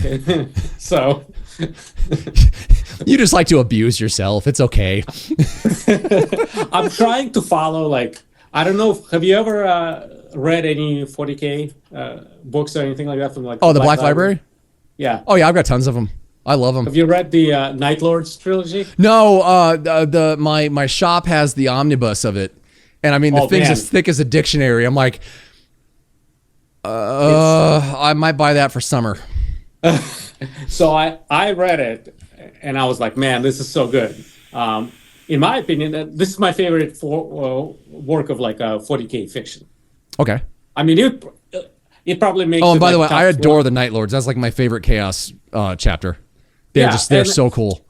And the book kind of like, there's like nuance and it's tragic and stuff like that. And it has like, it clicked for me. I really enjoyed it. So I'm trying, this Terminator guy kind of was inspired by some of the stuff. So I'm kind of trying to like paint a certain character in the book and also kind of time in a little bit to the ending of the book as well. So I'm like, okay, well, I gotta follow like some of the lore that is in the book, right? Okay. Oh, they described him as wearing a cape. All right, I gotta get a cape for this guy. So he would have been done probably 2 months ago if I wasn't like making things a little more difficult. Well, you're bouncing between projects though, aren't you? Sometimes. Okay. Sometimes I will. A lot of times I'm like on one project. Oh, okay. That's like last year into this year. That was actually how I tried to stay, was like the one project in front of me. That's it. Yeah. But as of late, like, I don't know, my pile of shame right now has my Olden Demon entry, which is my my first edition Logan Grimnar. Don't ever try and paint that model. It's garbage. The first edition? the old metal one. It was so poorly sculpted. I talked to 80 Wood about it, and he's like, yeah, that wasn't a Just Goodwin sculpt. I was like, and it shows.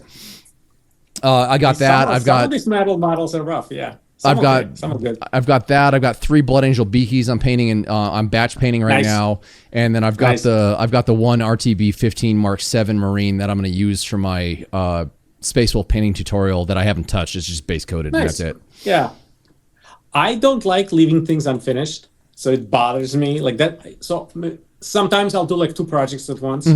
But I can't do more. I'm like, I gotta finish this until I can move on to the next one. Well, I found like, I thought people were kind of nuts when they had multiple projects going, but I found like if I've got like 2 or 3 projects going at once, it's actually kind of refreshing. Yes. Because like I'll spend 2 or 3 evenings working on a Space Wolf, and then spend another 2 evenings working on a Blood Angel, and then spending another 2 evenings working on an Orc, and it's just it's different color palettes. And it it gives you a break, which honestly I could benefit because I'm kind of sick of this guy now. So I could go back to doing the Orc guy that I almost finished and stuff. We were talking off camera. A buddy of mine that we toured with, he gave me a really good saying for situations like that. Is that like in the studio, if you've been working on a track for 2 or 3 hours, your ears go numb, and it's not from having the volume like blasting or anything like that. It's because you've been working on the same thing nonstop for 2 or 3 hours, so you've heard it 1,000 times over, and your ears go numb, so you won't be able to pick up what you were trying to hear in the first place. Walk away from it for a day or two, and then come back to it. Absolutely. So where I'm kind of at now with bouncing between projects is, I've been staring at blue gray for the last 3 days. I want to go stare at something red for 2 days. I mean, it's smart. I think the term that I heard is called being snowblind. Is when you're so hyper focused on something that you're kind of you're actually losing a lot of detail because you're like you said, you're becoming almost numb to it. Yeah, your eyeballs go numb basically. Right. So that's a smart piece of advice, but I just gotta follow it. The next question I got up for you is with your experience and with what you do is, how do you think that like 90s grim bright heavy metal style compares to like modern style grim dark heavy metal painting? Like the heavy metal painting they do now, kind of on box arts and stuff? Yeah, versus like what was done in like the 90s or even the early 2000s. I kind of think the stuff in the 90s was just looked a lot more interesting. Okay. I think now everything is not like, if you look at like traditional heavy metal, like they're doing it like right now, it's all very flat. It just has like very crisp like edge highlighting, right? Everything got an edge to it, and a lot of times that's kind of how they stop, where they stop it. But if you look at like a kind of a heavy metal, early 90s, whatever, early 2000s, whatever, just the use of color was a lot, like their stuff looked just a lot more interesting. It's just pop, you know? I feel that then they actually did have like volumes, and it wasn't just like everything super flat and just edge highlight. They actually had like really smooth blending, and I don't know. I mean, a lot of that stuff kind of stands up to even now. If you look at some of that stuff that was painted back then, it looks really good. I'm not a huge fan of the modern heavy metal style, personally. I think it definitely takes a lot of skill. I think that it definitely has a place and stuff. But for me personally, that's not really super interesting way for me to paint something. Yeah. I prefer kind of the older 90s stuff, honestly. I talk about it a lot in the show, but like the funny thing about like second edition Grim Bright 90s style was that was done for printing purposes. Right, that makes sense. Yeah, because it's got to pop off the page, right? Yeah, well, that and like back then it was true offset printing. So you had drums loaded with ink that were just basically laying down dots. Right. So the DPI wasn't. It was good. It wasn't as high as we have now. Versus now, everything is pretty much laser printed. Right. You have a wider color gamut. You can show greater detail. But back then it was like the Rogue Trader era stuff was very non-uniform. They were handing out, you know, like one squad of Terminators be from this artist, one squad of Marines be from this guy. Right. You know, Mike McVeigh might actually do like one or two character models, but everything like they didn't have like style guides. So when they went into second edition, Tim Prow and Mike McVeigh sat down and actually came up with style guides. They spent like months and months and months working up what worked for photography, and everything going forward had to be done the way that McVeigh and Prow set everything up, as far as like what appears in White Dwarf, like how well it appears, how easily recognizable it was on the tabletop for battle reports. And, you know, like Ultramarines look like Ultramarines, Blood Angels look like Blood Angels, Space Wolves look like Space Wolves. And actually one thing I wanted to comment on with what you just said, like, and one thing I've noticed kind of across the spectrum of people of your level who paint, or people who have your skill level of painting, you guys, it seems like you tend to actually, you gravitate more toward really using almost Grim Bright techniques in your eye flow on your miniatures, making things stand out. NMMs, that's hard to say. NMMs, you want them really bright, really bold, really vivid. Right. And visually interesting. Yeah, visually interesting. And the cool thing, like I've seen, like your caliber of painting, what you guys do with it is you really do actually guide the eyeball to like one spot on the miniature where, like, hypothetically you want the head and the neck area noticed first. So that's the most bright and vivid area that you paint, and then everything else is like, I'd say like medium range, and then, you know, you get to the feet or, you know, under the arms and stuff, and there's not a whole lot going on under there because you don't want to take the eye flow, the eye magnetism away from your central, I don't know, focus point that you're trying to make a point with. Right. Like if everything is hyper contrasted, then nothing is hyper contrasted, right? That makes sense. So like when you do that, do you plan that out before you do it? Yeah, I mean, once you do kind of enough of these, it almost becomes kind of natural that it's like expected. Okay, the head is going to be the focal point. So you're going to spend extra time on the head, and you're going to try to bring up the value of the head and the detail of the head. Yeah. Then, you know, like the hands, like human eye kind of like gravitates to it. We're used to looking at the head, we're used to looking at the hands. So then like that gets a lot of attention as well. And then you kind of, you kind of learn that, hey, this is the golden angle, right? This is where I want this model to be facing, and everyone to kind of look at it that way. So that's kind of be my primary focus. Okay. So, and then you kind of other stuff, other angles and other parts, it goes after. And as you see kind of a lot of like newer painters who are still skilled, and that's the way I was in my earlier, like stuff a couple years ago. I'm like, oh, I can make everything super shiny. That's awesome. So I'm gonna like try to do everything to the same level of value and the same level of contrast. But then as you kind of progress and you kind of learn a little bit, you kind of start figuring out that, hey, like, focal focus, especially if you're going to be doing like competition stuff. The judges are looking a lot like they want the focus to be, right? You got to kind of have a vision. So yeah, you kind of have to plan it out in advance, at least have a basic idea of where do you want the viewer to look and at which angle do you want your figure to be, like that's the primary angle that is going to be observed. And then you kind of base off that, you can start, filling in the gaps and stuff. And I've noticed, like, with your stuff, with your level of painting, like volumetric lighting also plays like a huge thing with it. Absolutely. Which, if you look at kind of like the current trend of people who paint at a higher level or whatever, volumetric highlighting, focus, and kind of like these brought up values of focal points. Yeah. Well, I mean, like, I noticed like one big thing is like, especially like you have like a lighting effect on the base, or you have like a power sword with lightning coming off it, or you have a plasma based weapon.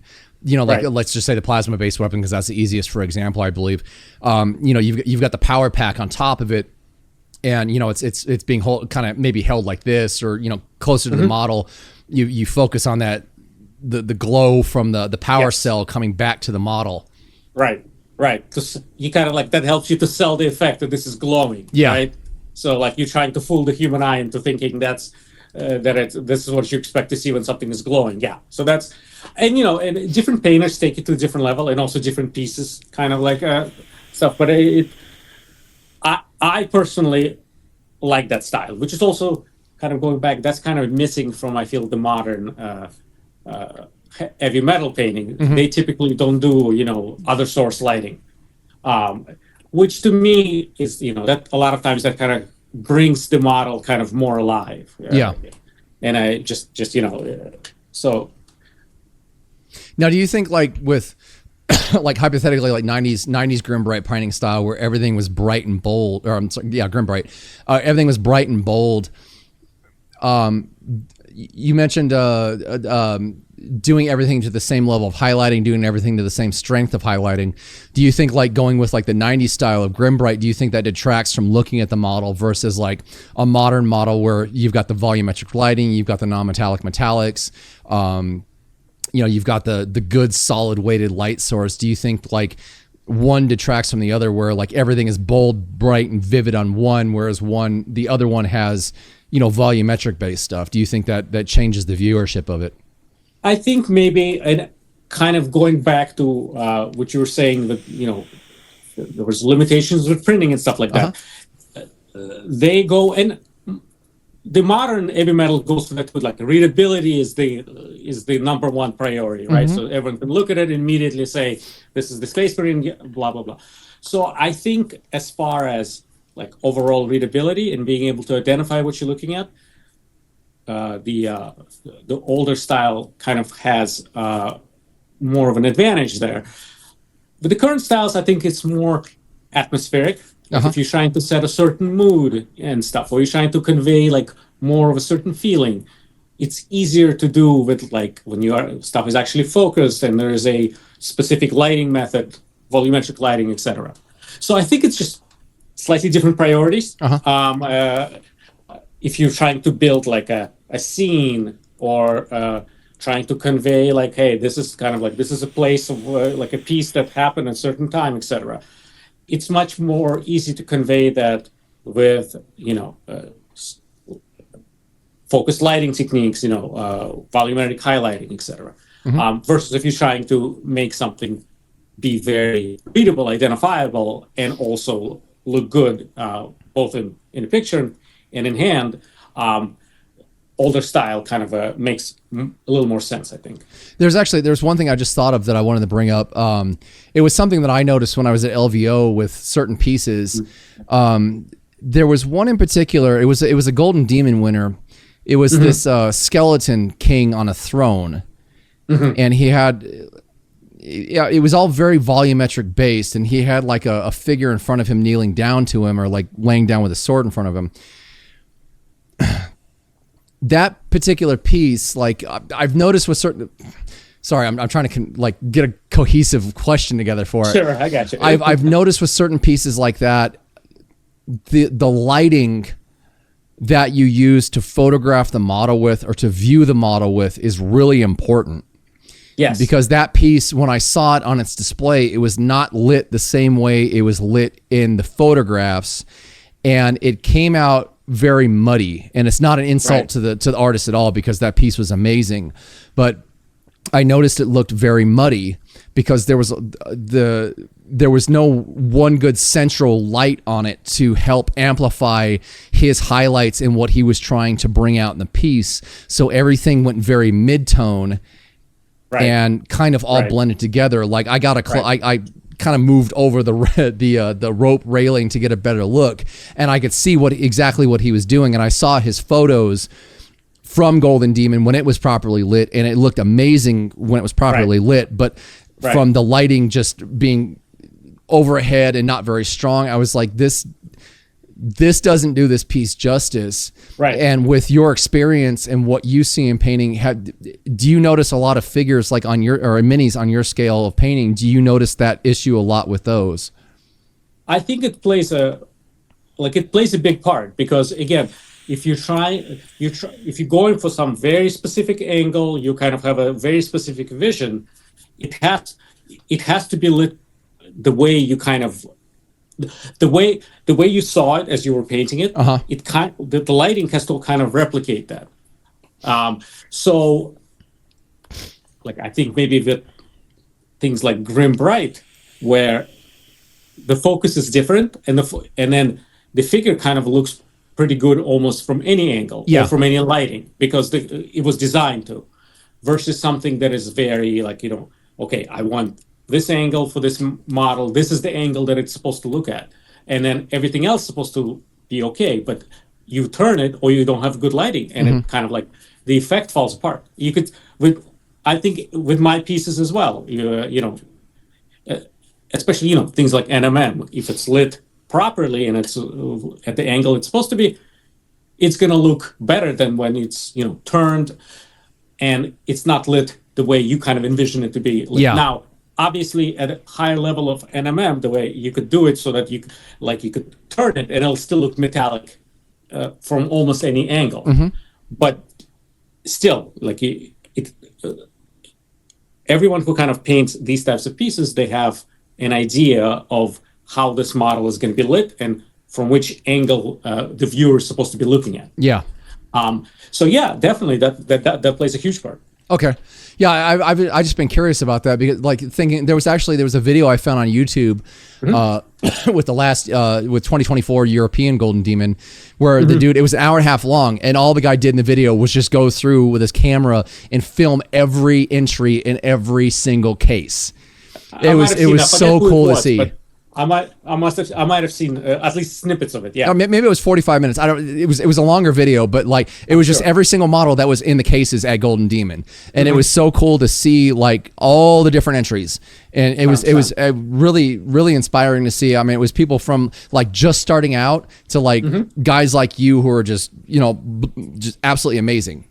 And that's kind of one of the things that played into where my brain was going in that question was I saw some pieces in the cases that looked like I could tell they were like display level models. They were like specific competition, but they looked like they weren't lit correctly. And then also my own experience at LVO, where that Golden Demon piece of the skeleton, it actually belongs to the guy who owns Verco's vault now. He bought it. So that's why I believe it was there. Gotcha. And seeing it in person, I'm like, this doesn't look anything like it looked in the photos from Golden Demon. Like it looks so much more vibrant, and like the focal point was, you could tell where the focal point was on the Skeleton King and the throne. Whereas without the proper lighting on it, everything just really, the contrast of it all really just got really middle ground, mid-tones. 100%. Okay. And you know what's funny? If you talk to a lot of painters who frequent Golden Demon, they'll tell you Golden Demon's pictures are not very good. I've heard that. Right. But they're still like miles ahead of like some of the pictures taken at Nova. I think they need to, that's one thing I think they need to work on a little bit, because some of the pictures taken at Nova are kind of rough. Now, Nova does a great job at, I feel like their display cases are well lit, and they do a great job at, like, showcasing the actual pieces. Photography, I think, especially for, I don't know if it's because maybe the photographer is not really used to, I think taking pictures of miniatures is different than taking, photos. It definitely is. Else. And it's a skill just like anything else. So it's possible it's just, they're trying to rush. They have a lot of pieces to go through. But knowing how to properly light and take the picture is very important when it comes to, display level miniatures. Part of it is also, though, like it's up to the actual painter to kind of make sure that the viewer knows which angle is the proper angle. Like you'll see, like, for example, different plinths, right? And if you have a square plinth, then the viewing angle is kind of like much more easily defined, because if you're going to look at the plinth, you're going to look at it straight on, right? Versus a plinth that is rounded, where now it's a little more work to actually make sure that the viewer actually knows this is the primary angle you're supposed to be looking at. Like the round plinths are kind of like if you put your model on a round plinth, you're kind of saying, go ahead and turn it around from multiple directions.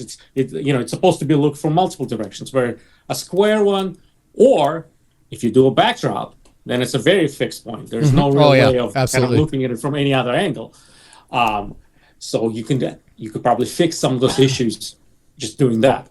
Well, going back really quick to what you were talking about with photography, like you've obviously dug through my models, or my Instagram, absolutely. And I learned, my gal helped me with it. Like, again, referring back to her, Louise on Rogue Hobbies, she talked about and showed examples of how she does photo stacking, like how Modern Games Workshop, like how they photograph their miniatures and keep everything in focus. And my gal helped me with the way that Louise did it. Was I didn't understand, like I'd never seen it done like that before. It was really confusing. And then my gal actually, she's like, oh, photo stacking, oh, that's super easy. Here there's a script, and then you just do this, and it's literally 2 steps, but you have to take several you take several focal point pictures of the model, and so that way when you photo stack them and you auto blend them, everything's in focus. But even like after I've done that, like my lighting is decent, or I just use a ring lamp, and I use my cell phone. I mean, cell phones, like cameras now, are insanely good. You'll never beat an actual, like, interchangeable lens camera. But for the average photographer or consumer, your phone works great. But that's what I use. I'll do post processing in Photoshop. So like when I have a template set up for. It's just a square. I think it's 8x8 at 200 DPI. So it works across all social media platforms. I'll go through and actually post process a little bit, using there's a filter in Photoshop. It's not a filter. It's a tool. It's called shadows and highlights. And you can actually bring out the lost detail or the lost color in the shadows, because there is vast image information there. And then I'll go back into, like, I'll bring it out so you can actually get rid of some of the shadows. Like, say if you have like a gun, or the guy's hunching forward, the center of the model is going to be darker. You can't see it, so you got to kind of mess with it so you can actually see it. Shadows and highlights helps to bring that out. And if it's a little bit too washed out, I'll go through on every single angle of the model after I do shadows and highlights, and I'll actually bring the levels in a little bit. I'll bring a little bit of black in. I'll move the midtones over a little bit, so you create a little bit more darkness to the center of the model again. And then I'll bring the whites. The white point is always off, so I'll bring the white point actually into where the white color before you get blowout. and it brightens everything up.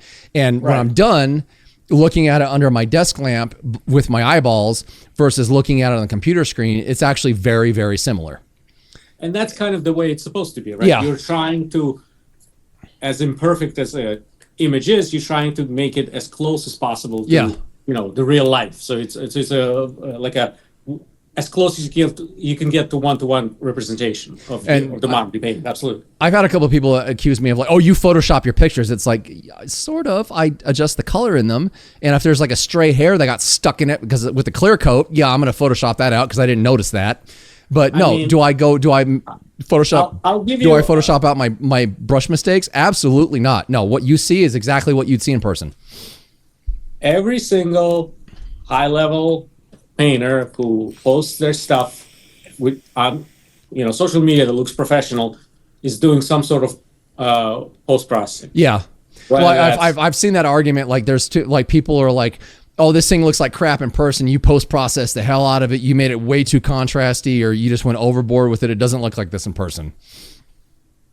I mean, I'm sure there are some people that maybe are doing that, but most of these people who I'm referring to, they have golden demons, slayer swords, whatever, in real life. So I think everyone does at least a little bit, because taking a picture of the miniature is such an imperfect art that you gotta at least make it like bring some contrast back to it and make it visually appealing.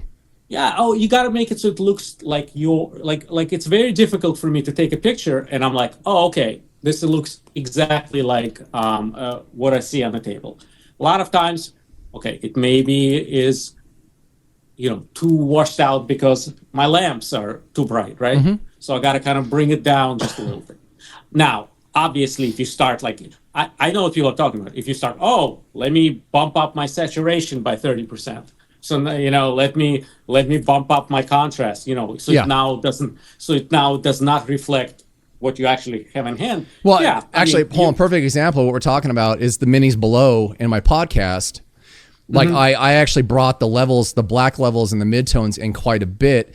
It wasn't to falsify anything. It was just to make them look good on the background that they're on. Yeah, I mean, you're trying to replicate what you see in hand. Yeah. As long as you make it as close as you can to what you see in hand, I mean, go crazy. Whatever. Dude, one joke I wanted to make earlier. Oh, have you tried Pro Acryl Ultramarine Blue? No, I have not. Dude, it is so matte, it starts sucking in the light from you around the room. I've actually had the worst time with a color ultramarine. For this Terminator. You know what? We can bring it. Actually, hey, let's on that note, let's actually jump into your Instagram. Sure. I unfortunately reset my program, so I have to. No worries. I got to actually go back to your your page. So there you are. Okay, there we go. Okay, so the whole episode we've been talking about this guy. So let's talk about this guy. Okay, let's do it. So you were talking about your Terminator and Ultramarine. So let's jump into your god tier friggin' Night Lord's Terminator here. Yeah. So occasionally I'll have people asking me for the blue recipe. And it's kind of annoying. I don't really have a good one because I've tried probably like 3 different ultramarine colors. Vallejo, AK, there's a game color, and all of them are they're not working for me very well. Yeah. They're getting too chalky. They're just not covering. And I think it's because ultramarine, I think the pigment is fairly transparent. So what happens is I'll paint. Well, ultramarine is supposed to be actually kind of a purplyish blue. Right. Like if you buy an ultramarine paint from a paint store or from an art store, it's actually a purplish blue. Exactly. Which initially that's what I was trying to kind of go for. I'm not sure if it's reflected all that well in the final product, but with this guy, I'll paint him blue, and then I'll just do so many glazes and washes just to make it kind of the same color. Because I'm fading in sub-assemblies, so all of it has to look the same. That by the end of it, I actually like have almost no idea how I'm getting this blue. It's just like it's so many steps. Part of it is because I know did exactly not do what my you're talking homework. about. You're like, how did I do that? Crap, I need to do it on 3 other pieces. Uh-oh. So one of my least favorite things ever is I'll paint something and then I'm like, oh, this is really good, but I cannot replicate how I don't remember how I did it. So Yeah. and honestly, I should have done a lot more of my homework before starting this guy, because I should have came up with a legit recipe. Okay, this is what I'm using. Yeah. And I'm good to go. Versus I'm like so impatient. I start doing it, then I'm like, oh, it doesn't look right because now he looks like an ultramarine, right? He's too blue. So I'll glaze him down and I'll do it. Now he looks the way I like it, but now it's hard for me to replicate, and it's hard for me to explain to someone that you go with this and then you glaze it 3 times with this and then you hit it with an airbrush. It's just next time I'm definitely gonna actually come up with a decent recipe before I invest hours and hours. Well, like, so neat secret little thing about my painting. Yeah. Is like all the going further back when I was doing the Mentor Legion, and then I did the Space Wolf, and then I did the Blood Angel, and then I did their matching counterparts with the metal RTB 15s. Yeah. I was using the Beakies as like my test palette for figuring out how I was going to paint them, and then I applied that over to the RTB 15 Marines. Mm-hmm. So it was like figuring out what specific color palette, the way I wanted to do it. And then like, okay, the RTB 15s are my unicorns. Yeah. Now I can translate this over because I tested it out. I kind of got an idea what works. Bam. But for something, for something like smart this. Way of doing it. Yeah. Yeah. With this guy, I'm like, you know what? I'm almost done with the blue. I like have one little piece of it. And if I ever do another Night Lord, I'll figure out the recipe prior instead of making it like 20 steps to get to the level that I want it to look. Well, I mean, sometimes that's actually what makes it, such a unique piece, or just such a special piece, is that. Sure.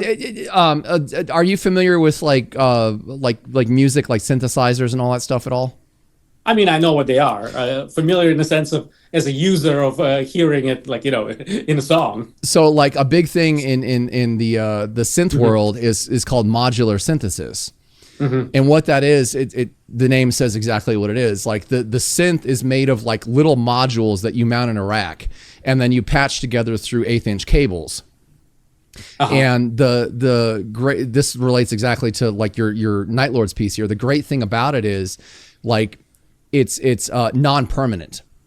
You're not. It's not meant to be like a synth with predetermined sounds that you can kind of edit. It's meant. It's meant as non-permanence. Where as soon as you take out a patch cable, you have just ruined, or you've just completely changed what you just spent hours building. So it was like unique. It's unique sound, and it's hard to replicate it to exactly same level again. Yeah. So you've done exactly that thing with this, where like unintentionally. Yeah. And that's kind of what makes it, I think, in my mind, with what you just explained, that's what makes this thing so unique, is you have no definable process of exactly how the hell you did this.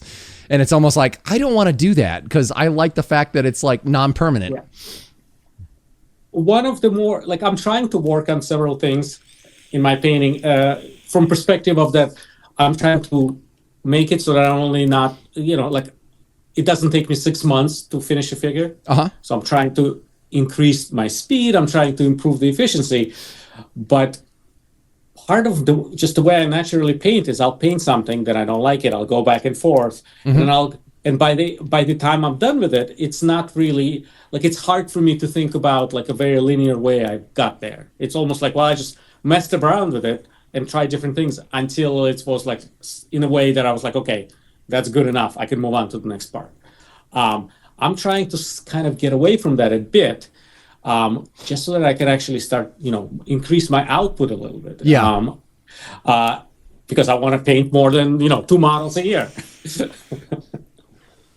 Well, I had a few people ask me, like, how did you do the fur on your Ulrich Slayer? I'm like, throwing poop at the wall until it sticks.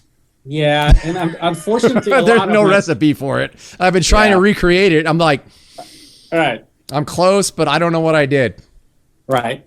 Some of the stuff, like if you ask me, okay, how did you do the lightning bolts? I could probably give you a fairly detailed explanation because I actually kind of figured out the way that works for me. Yeah. But for like armor, or if you were to, like, if you ask me how I did my gold, I'll probably can give you a fairly linear way because I actually did use a certain recipe and then kind of like modified it to the way I like it. The blue was a challenge on this guy. So the blue is something that I have a hard time replicating.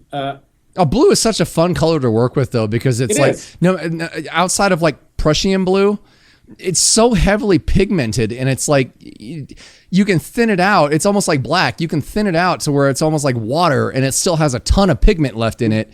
And you can cover up mistakes and glaze over stuff, and you're not struggling with it versus like red, where you're like, it's a super thin pigment, and you're like, great, I got to do like 17 coats of this glaze to get it look right. Crap. And then, oh, wait a minute, now it looks pink because I put my highlight. Yeah, blue is good. Unfortunately, like the way I kind of like to typically bring up the value in blue is to add a bit of yellow to it, so it kind of like becomes greenish as it comes up. But that's not the right look for a Night Lord. They're solid blue with lightning. Right. Or rather solid, like dark blue with lightning. Right. And then when you try to use something like essentially white or something off-color white, like a sky blue or something like that, it just kind of, it's hard to get that. You kind of go from, oh, it looks good to, oh my God, now it looks chalky and crappy. So it doesn't have a lot of, that margin of error for that, I feel, is lower than it is when you're actually trying to use something like more of a yellow to, and to make it look more interesting, etc.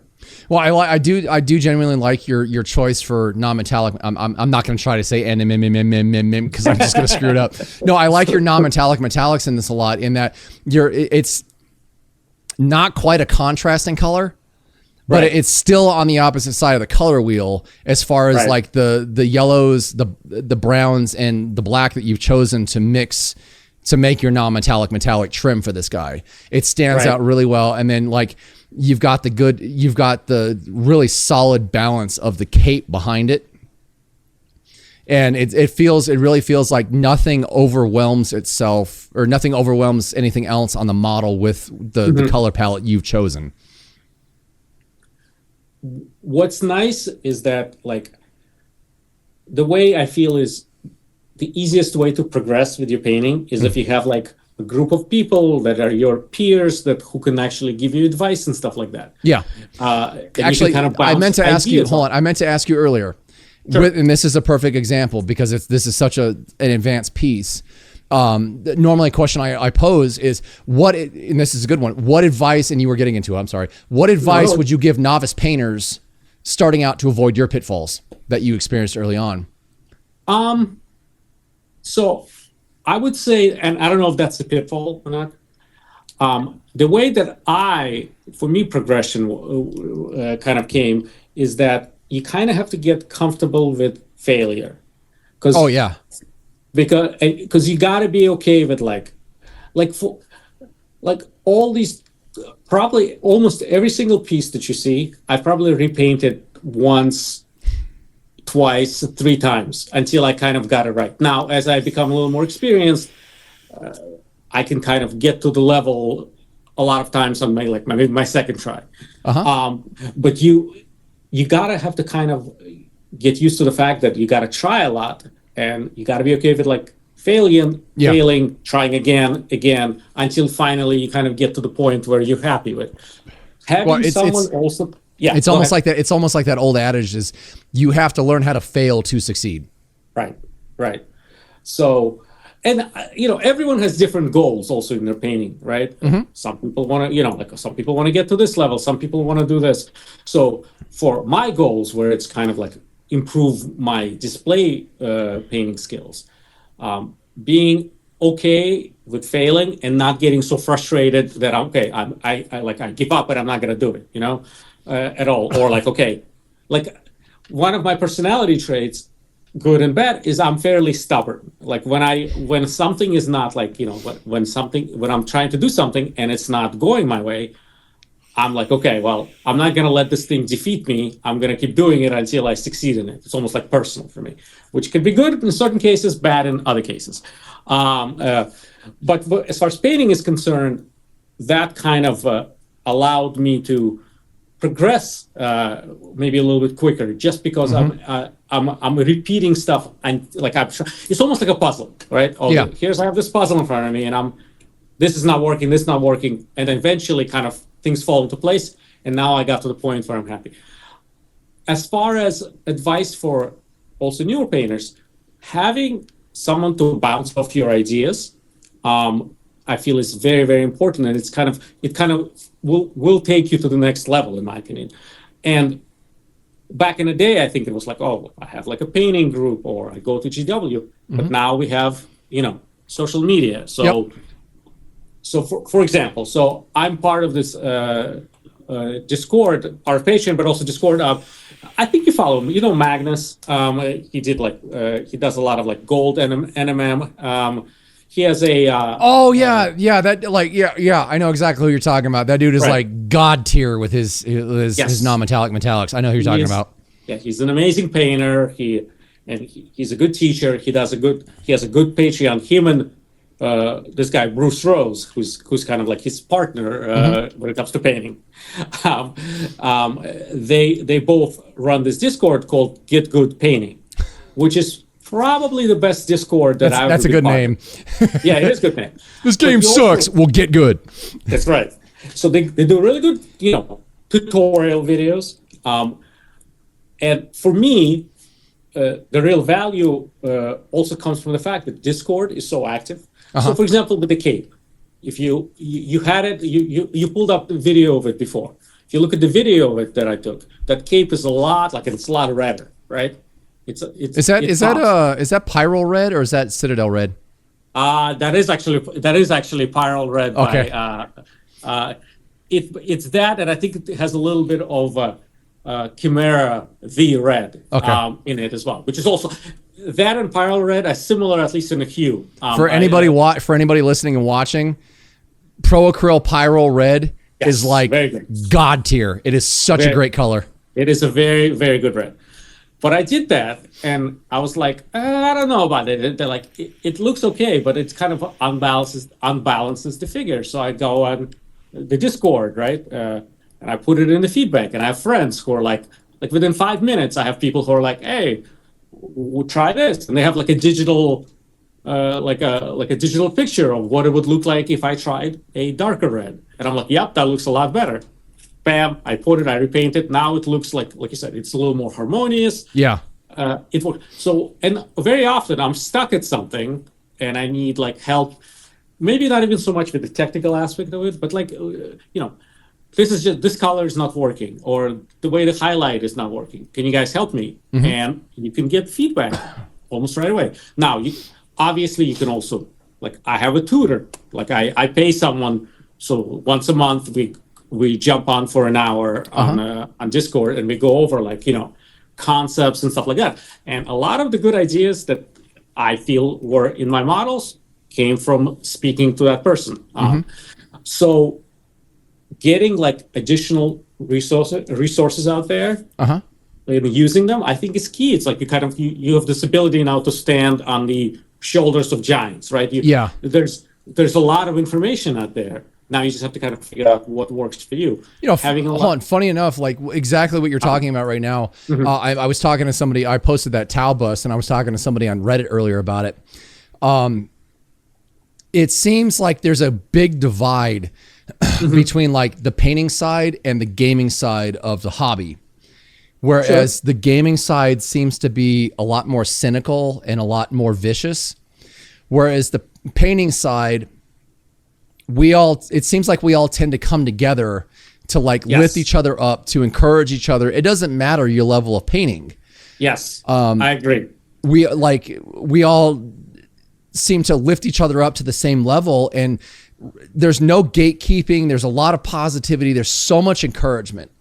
Whereas the gaming side, it seems like everybody's holding on to their little secrets for how they build their army. And I'm not meaning to offend anybody by this, but with what you just described and all the people that I've spoken to on the show so far, and even Brush for Hire, when he was talking to me about my model and giving me advice, never once did I feel insulted. It was getting outside perspective of what I was doing. And Exactly. it felt really good for the suggestions that he had. And we were talking about other people's models, and it was the same Right. thing. It was like pointing out the positive aspects and like, oh, hey, you're a little lacking here. Try this out.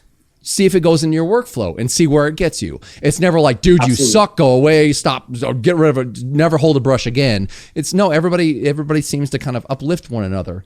And I think that's what makes this side of the hobby so magical. 100%. I don't think I've ever had a negative interaction on social media when it came to this hobby. Mm-hmm. Now, again, I don't do any of the gaming stuff, but as far as the painting stuff, yeah, I mean, that's kind of was like one of the big draws for me, was that. And part of the reason why I chose the moniker Terrible Work is because when I was starting, it was a little intimidating to post. Like at that point it was action figures, but still there were people who were doing like stuff that was like way beyond what I was able to do at the time. Yeah. So I was like, well, if I name myself that, then it's like kind of a joke, but I've never, even when I used to post stuff that is like, objectively not the best, I've never once had someone come in and be like, oh, this is crap and stuff like that. I've which bumped was a big into draw for me for this hobby, obviously. I've bumped into a couple of negative people, and it's just like I said, I mean, my last episode. I'm sure they exist even in that. My last episode, I literally said, it was like, I've bumped into a couple of negative people, and it's like, you go over and sit in the corner. I'm gonna go hang out with the cool kids. We're all helping each other out. Okay, bye. Yeah. Like it would that level of kind of toxicity would just not be even tolerated, at least No. at the places that I kind of interact. Like, for example, at this Get Good Discord, if you posted something and someone was like, this is just garbage, you'd probably just get kicked out. It would just, it's not like that type of negativity is just not really widely accepted at this part of the hobby. Well, there's a saying from the car scene that I still hold on to this day, and I'll expand upon it a little bit. In the car scene, like especially in the drag racing scene, is like, you can say that you've got a 10-second Mustang sitting at home in your garage, but you showed up in your mom's Honda Civic. You run what you brung. And as far as like, I've said it before, is like posting on Reddit seems to be kind of like a really like a big cesspool of negativity. But Yes. posting on Reddit, I've had people like leave snide little snarky comments about my miniatures. And I don't even comment on them anymore. But like one thing my gal says, and she's seen some of the comments, she's like, well, where's their miniatures at? So you run what you brung. It's like, okay, you want to harp on what I did. Where's your version of this model? Let me see what you did. Right. Oh, wait, you've never painted this before. You don't have any of this painted. Shush. You think this is so easy? Let me see your version. Exactly. Okay. Yeah. And it seems like everybody who's like actually involved, like who actually does put brush to model, they seem to take on this mantra of just, like enjoying the fact that they're for the most part painting what they're painting. And when a bunch of like painters get together, it's just like, no, it's like, hey, one guy's like, I'm having trouble with this. Anybody got any, does anyone have any input? Oh yeah, dude. Hey, try this out. Like, check this out. Just try this. See if you work it in your workflow. Right. It's typically never like ego measuring contest. Yeah. Where like the people are like trying to kind of one up each other. Yeah. Typically that does not happen. My thing is like, if like even beginner painters, it's like you're willing to put brush to mini, like you're doing a huge thing. And you're creating your art, and you're taking a step that a lot of other people, like sometimes are too scared or too worried about to even take. And I've met people who are, at very beginner level, and they're like, oh, don't rip my model apart too bad. It's like, no, why would I do that? Why would I tear you down? Right. For having the courage to actually express yourself in this medium and painting these silly little army men. Why would you tear somebody down for that? Put yourself out there, right? Yeah. You're putting yourself out there. Yeah, no, absolutely. And honestly, I like now, or when I was starting out, even like, super like, popular painters, very rarely did I ever ask someone a question and that person did not reply. like I would like, you'd go into I'd go into their Instagram, and I would put like a comment, right? Mm-hmm. Oh, a lot of like, just like many early, like a lot of what typical question, what paints did you use and stuff like that. And then they would like DM me, right? And they're like, here's all the stuff I used, and here's like a tutorial on this, and here's all the paints that I actually, blah, blah. So I don't feel like you said, I don't feel that in this hobby at all that people are like trying to hoard the knowledge. People are very generous with kind of trying to help, and it's a great kind of it's a very attractive thing to be part of this community because of that. I very much agree with you on that. Actually, I forgot what I was gonna say. But no, I actually wanted to dive back into your Instagram since we kind of went off on a tangent. I actually showed this to. I was talking to you with a friend of mine the other night. He's really big into orcs. And I sent him your profile, and he's like, "Dude, I love that Storm Boy. He looks so cool." and my gal, she loves orcs and squigs and gobos to death. So I'm looking forward to showing her this. But yeah, your Storm Boy, this guy is friggin' cool. I really like this so much. I started him as part of like a painting challenge on the Discord that I was talking about. But they have like a monthly painting challenge, but I'm too slow. I wasn't able to finish him. I will probably even close to him. But I really like this figure. Like it's one of those. Like I kind of like the way how dynamic it looked. Yeah. And then I like messed with him a little bit. I like changed his posture just a bit. And then I was like in my mind I was like I want to have like this big jet like a fire flame thing coming out of him. So yeah, he was actually a lot of fun to paint. There's actually one thing that I really, really like about with what you did with the skin tone is you went really, and this is my way of painting orcs. I really like the bright yellow green for highlights and stuff like that, like very much grim bright. You did that, but you also worked in like flesh tones and you worked in contrasting colors to like the depths of his skin, and that is super cool. Ask me how did I do the skin? I have no idea. How did you do the skin? If I had to replicate it, it would take me like hours to figure it out. And again, going back to like the non-permanence. Yeah. I kind of wanted to make it a bit more like a little more desaturated a little bit, like not hyper saturated skin tone, just a little bit more, and then kind of grew, like kind of like. I painted the face like probably like 3 times. I didn't strip it. Oh wow! I'm not that happy. I add this to it. I add this to it, and then now it's kind of reached the level where I'm kind of happy with it. I can move on to different parts of it. No, I really like the checker patterns that you did with his chainsaw, and then like the missile on the back of the launch pack, and then I like the lines, almost the chevrons you did in certain pieces on the model throughout the rest to carry the yellow and black color scheme going. I was told an orc must have a checkered thing on him, so I was like, okay, fine, I'll do it. We just lost you. I just lost your video. Uh-oh. Oh.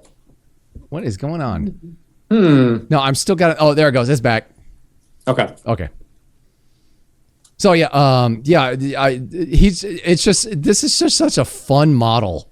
It is a fun model. And go ahead. And I used a lot of like oil paints for like that jetpack that he has. So like for weathering it and stuff and making it look kind of like, Oh, you did that with oils? Stuff like that. I'm sorry? You did that with oils?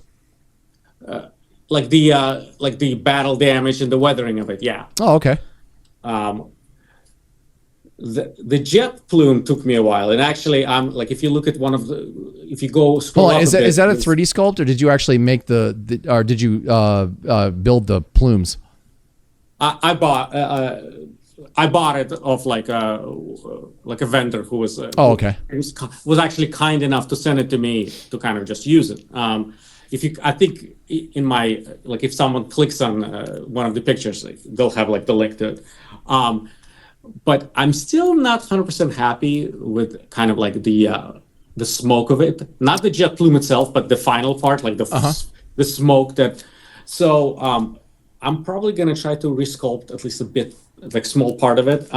Because this guy will also I'll probably submit him at Nova in September. but I'll probably resculpt the actual smoke, the bottom part of the smoke more, because I found that the way it was sculpted originally very difficult for me to kind of paint. It was just kind of like these big balls of, I don't know. It just didn't look as realistic as I was kind of trying to go for. So, I would say he's like 95% done. Well, like, just popped in my head. Yeah, I think if you do like kind of the base of the smoke, I don't know what your final basing plans are. It's just, again, this is just an idea. The base of the smoke, if you're mounting him on something that's like darker brown or dirt oriented, you could actually like, stipple / dry brush some of the dirt from the base on there. Right. So it looks like it's just kicking up, a plume of dust. Exactly. If you scroll up a little bit, I have like it's not complete version of him, but it's 95% minus the plume. Oh, this, okay. Right. How did I miss that? So that's that? kind of what you're talking about. Now I changed the base color already to kind of what you're talking about, like more like a desaturated brown versus kind of like this kind of yellowish that I have there.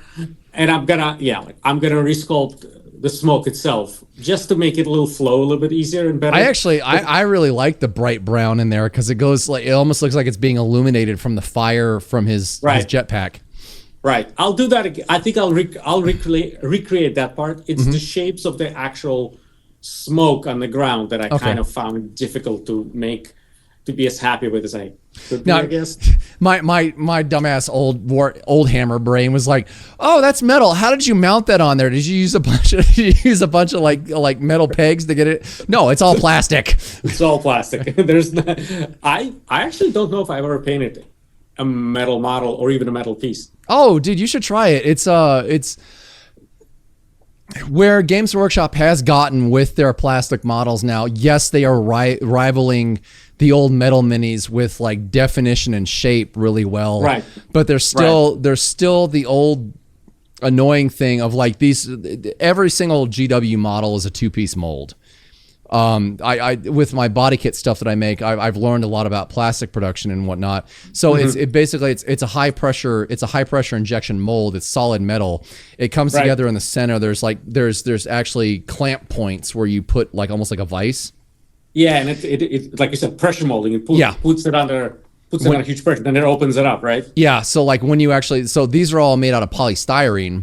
And when it's not a 2-part compound. It's literally pellets that are injected at such a high pressure into the mold, they become a liquid and fill the mold. And as soon as you take the pressure away, they solidify almost instantly. You pull the mold apart and it just drops. There's usually actually a peg that there's a ejection cylinder that comes out and pushes a peg out to drop the piece out. But no, with old metal models, I think you should try some second edition stuff out, especially like Space Marines. I think you'll find that like I'm still a big proponent of this. The edges of metal pieces, I don't know if they can ever rival that with plastic. They've gotten close, but like the top of a Space Marine's knee pad or like the edges around the bottom of his boots, the rim around his neck, they've gotten it pretty close, but it just still isn't what metal is. It's not the same. Yeah, I get you. My last guest, he was talking about like the weight of metal models, the tactile feel of them, and painting my Ulrich Slayer, he didn't gain any weight until I put them together. So everything was just so lightweight. It felt weird. And then with metal models, like if you go back and paint like the original Ulrich Slayer, he's heavy as hell. He's not even that big. Yeah. He's super heavy. Honestly, that would be a cool project. Yeah. Either one of the Space Marines or, like some of the old Hammer Orcs, I think are really cool. Oh, yeah. Orcs, I think Orcs got really good when they hit Gorka Morka. Yeah. Like when they started getting really cartoony and really expressive, much like this guy is. This started with Gorka Morka. I don't know who sculpted those things, but like the Orcs and the Gobos from Gorka Morka were just fantastic. Yeah, they got to be kind of a little bit goofy and cartoony. I don't really love some of these kind of like ultra serious, militaristic kind of the orcs. I kind of like the. We have the those. older Those are style, called blood axes, and the orcs don't like them. Yeah, right. There was actually one thing I did want to bring up. Here we go. Because we were talking about busts earlier, this is one of your busts, and I mean, this guy. You talk about non-metallic metallics and volumetric lighting. This guy is amazing. Thank you. It was fun. Was it? What paints did you even use for this? For the non-metallics. Just, I mean, overall, was it primarily AK, or was it a big gathering of different paints? It was, I think, the way, because if you do non-metallics, you do a lot of grays. Most of my grays I bought like earlier, so a lot of my grays are actually Vallejo, like the older Vallejo stuff, like the ones that are like not the new, formula, but the older one, which is like really goopy. But honestly, I don't know. As long as the paint, like the older army painters. Hold on, my two grays that I love are basalt gray and sky gray. Right. I think I use decent amount. I use I think dark sea blue. Oh, okay. As kind of the base, which is like kind of a very dark gray green kind of. And then I think what I did is I just used regular grays, and then to get like that kind of color sheen to it, I then glazed very thin filters over different parts of the grays to kind of to make it look a little more metallic and look more interesting than just black, gray, white. No, I found it seems like I don't know if they've changed it in the new formula, but like it seems like with Vallejo, especially their grays, they don't like to glaze very well. Maybe I need to just like go really balls out and just go super thin with them to try it out and see how it works. Yeah, I don't know. I don't know if I had the same issue. Now, certainly certain paints are better than other paints, and I feel like there are paints within the same line that are like good at glazing and bad at glazing. Yeah, very much. So I mean, also it comes down to what kind of glazing do you do, right? Are you are you doing 50-50 or are you doing like a 90-10? And it's hard. I don't know if I can really kind of pinpoint and say, hey, yeah, Vallejo is not good at glazing. Another brand is better at glazing. To me, it's more about this specific paint by this brand is good at glazing versus this one, which may not be as good. But I don't know. It seems like exactly what you said. It seems like it's kind of a mixed bag between ranges, and you just have to find what works for you. Yep, exactly. Right. This was actually one I used for your cover photo, and I was like cursing your name while I was cutting it out. Like, how am I gonna make this work in my preview photo? It's hard. No, that's the good example of a Space Marine. There's actually one thing I look for, like when I look at other painters' profiles, is like I want to, in my mind, because I love Space Marines and I love orcs, I want to see how the painter, no matter how good they are, I want to see how they do a Space Marine or how they do an orc. Sure. Because it seems like the way the models are sculpted and the way that you paint them, they seem so like opposite side of the spectrum as far as like 100%. How you approach the painting of them. Whereas Space Marines, bunch of flat panel armor, whereas orcs, everything is like very organic and very shapely. How much stuff can I fit on this one guy of like various things? Versus Marine is like, look at all these cool shapes you could like, all these cylinders and spheres. Yep. That you just kind of put together into a shape. No, I was really impressed with this guy. I mean, going back to what we were talking about earlier, creating focal points on the model based upon the lighting and your shading. Like where my eye goes to at straight out like his head and his aquila, his chest area, and then everything else that you've got going on with him is still insanely detailed and pleasant to look at, but nothing overall model-wise overwhelms what you've got going on where you want your focal points to be. And just the eye flow around the model is overall just excellent. And actually, I really like your reds on this, the fact that you went like orangish yellow. Appreciate it. And that's the old hammer guy in me talking, where I just... Yeah, you don't highlight reds up with whites. You highlight them up with orange and yellow because cartoons. And like, again, it this finished product, I've had a lot of feedback on, right? I had like friends who were like, like, for example, the sword, I couldn't get it to look right. They're like, oh, why don't you add, my tutor's like, why don't you add 2 red stripes to it? That'll kind of bring the focal point to it, and it'll make it look a lot better. Yeah. Getting the focus on the, on the face and stuff. Now, part of it is, it's a black armor, so the face, the head is probably going to stand out no matter what. But to kind of like make it so that the light kind of flows and goes up to the face, that was not necessarily like what I started with. This was kind of was advised to me from different people as I'm like going through painting this guy, and I'm running into issues that I'm not happy with. So it's I feel, to me at least, it's important to have people who I can bounce my ideas off. Yeah. Well, like one thing you mentioned something kind of important with the stripes on the sword.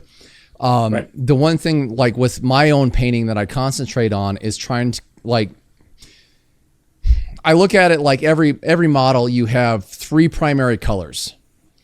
Like, yes. So like with, let's say my Blood Angel Space Marines, the Blood Angel Terminators, yes. Red, yellow, and my tertiary color tends to be, it's a mix between black and blue. And it's honestly about finding like the right combination to distribute those colors over the model. Absolutely. So like Absolutely. the primary of my Blood Angels, the red armor. And then the secondary color that's stands out is yellow. So like the yellow knee pad, or the yellow gun, or the yellow bolter, little bits of yellow here and there. One thing, you talked about the stripes on the sword. One huge thing I did with my Terminator Sergeant was putting the red stripes on the power sword. How they stay there, I don't know. The whole power sword is yellow. How it stays yellow, I don't know. I don't care. It just looks good. But it balances the model out, because you have the yellow bolter on the right arm, and then you have the yellow sword on the left arm.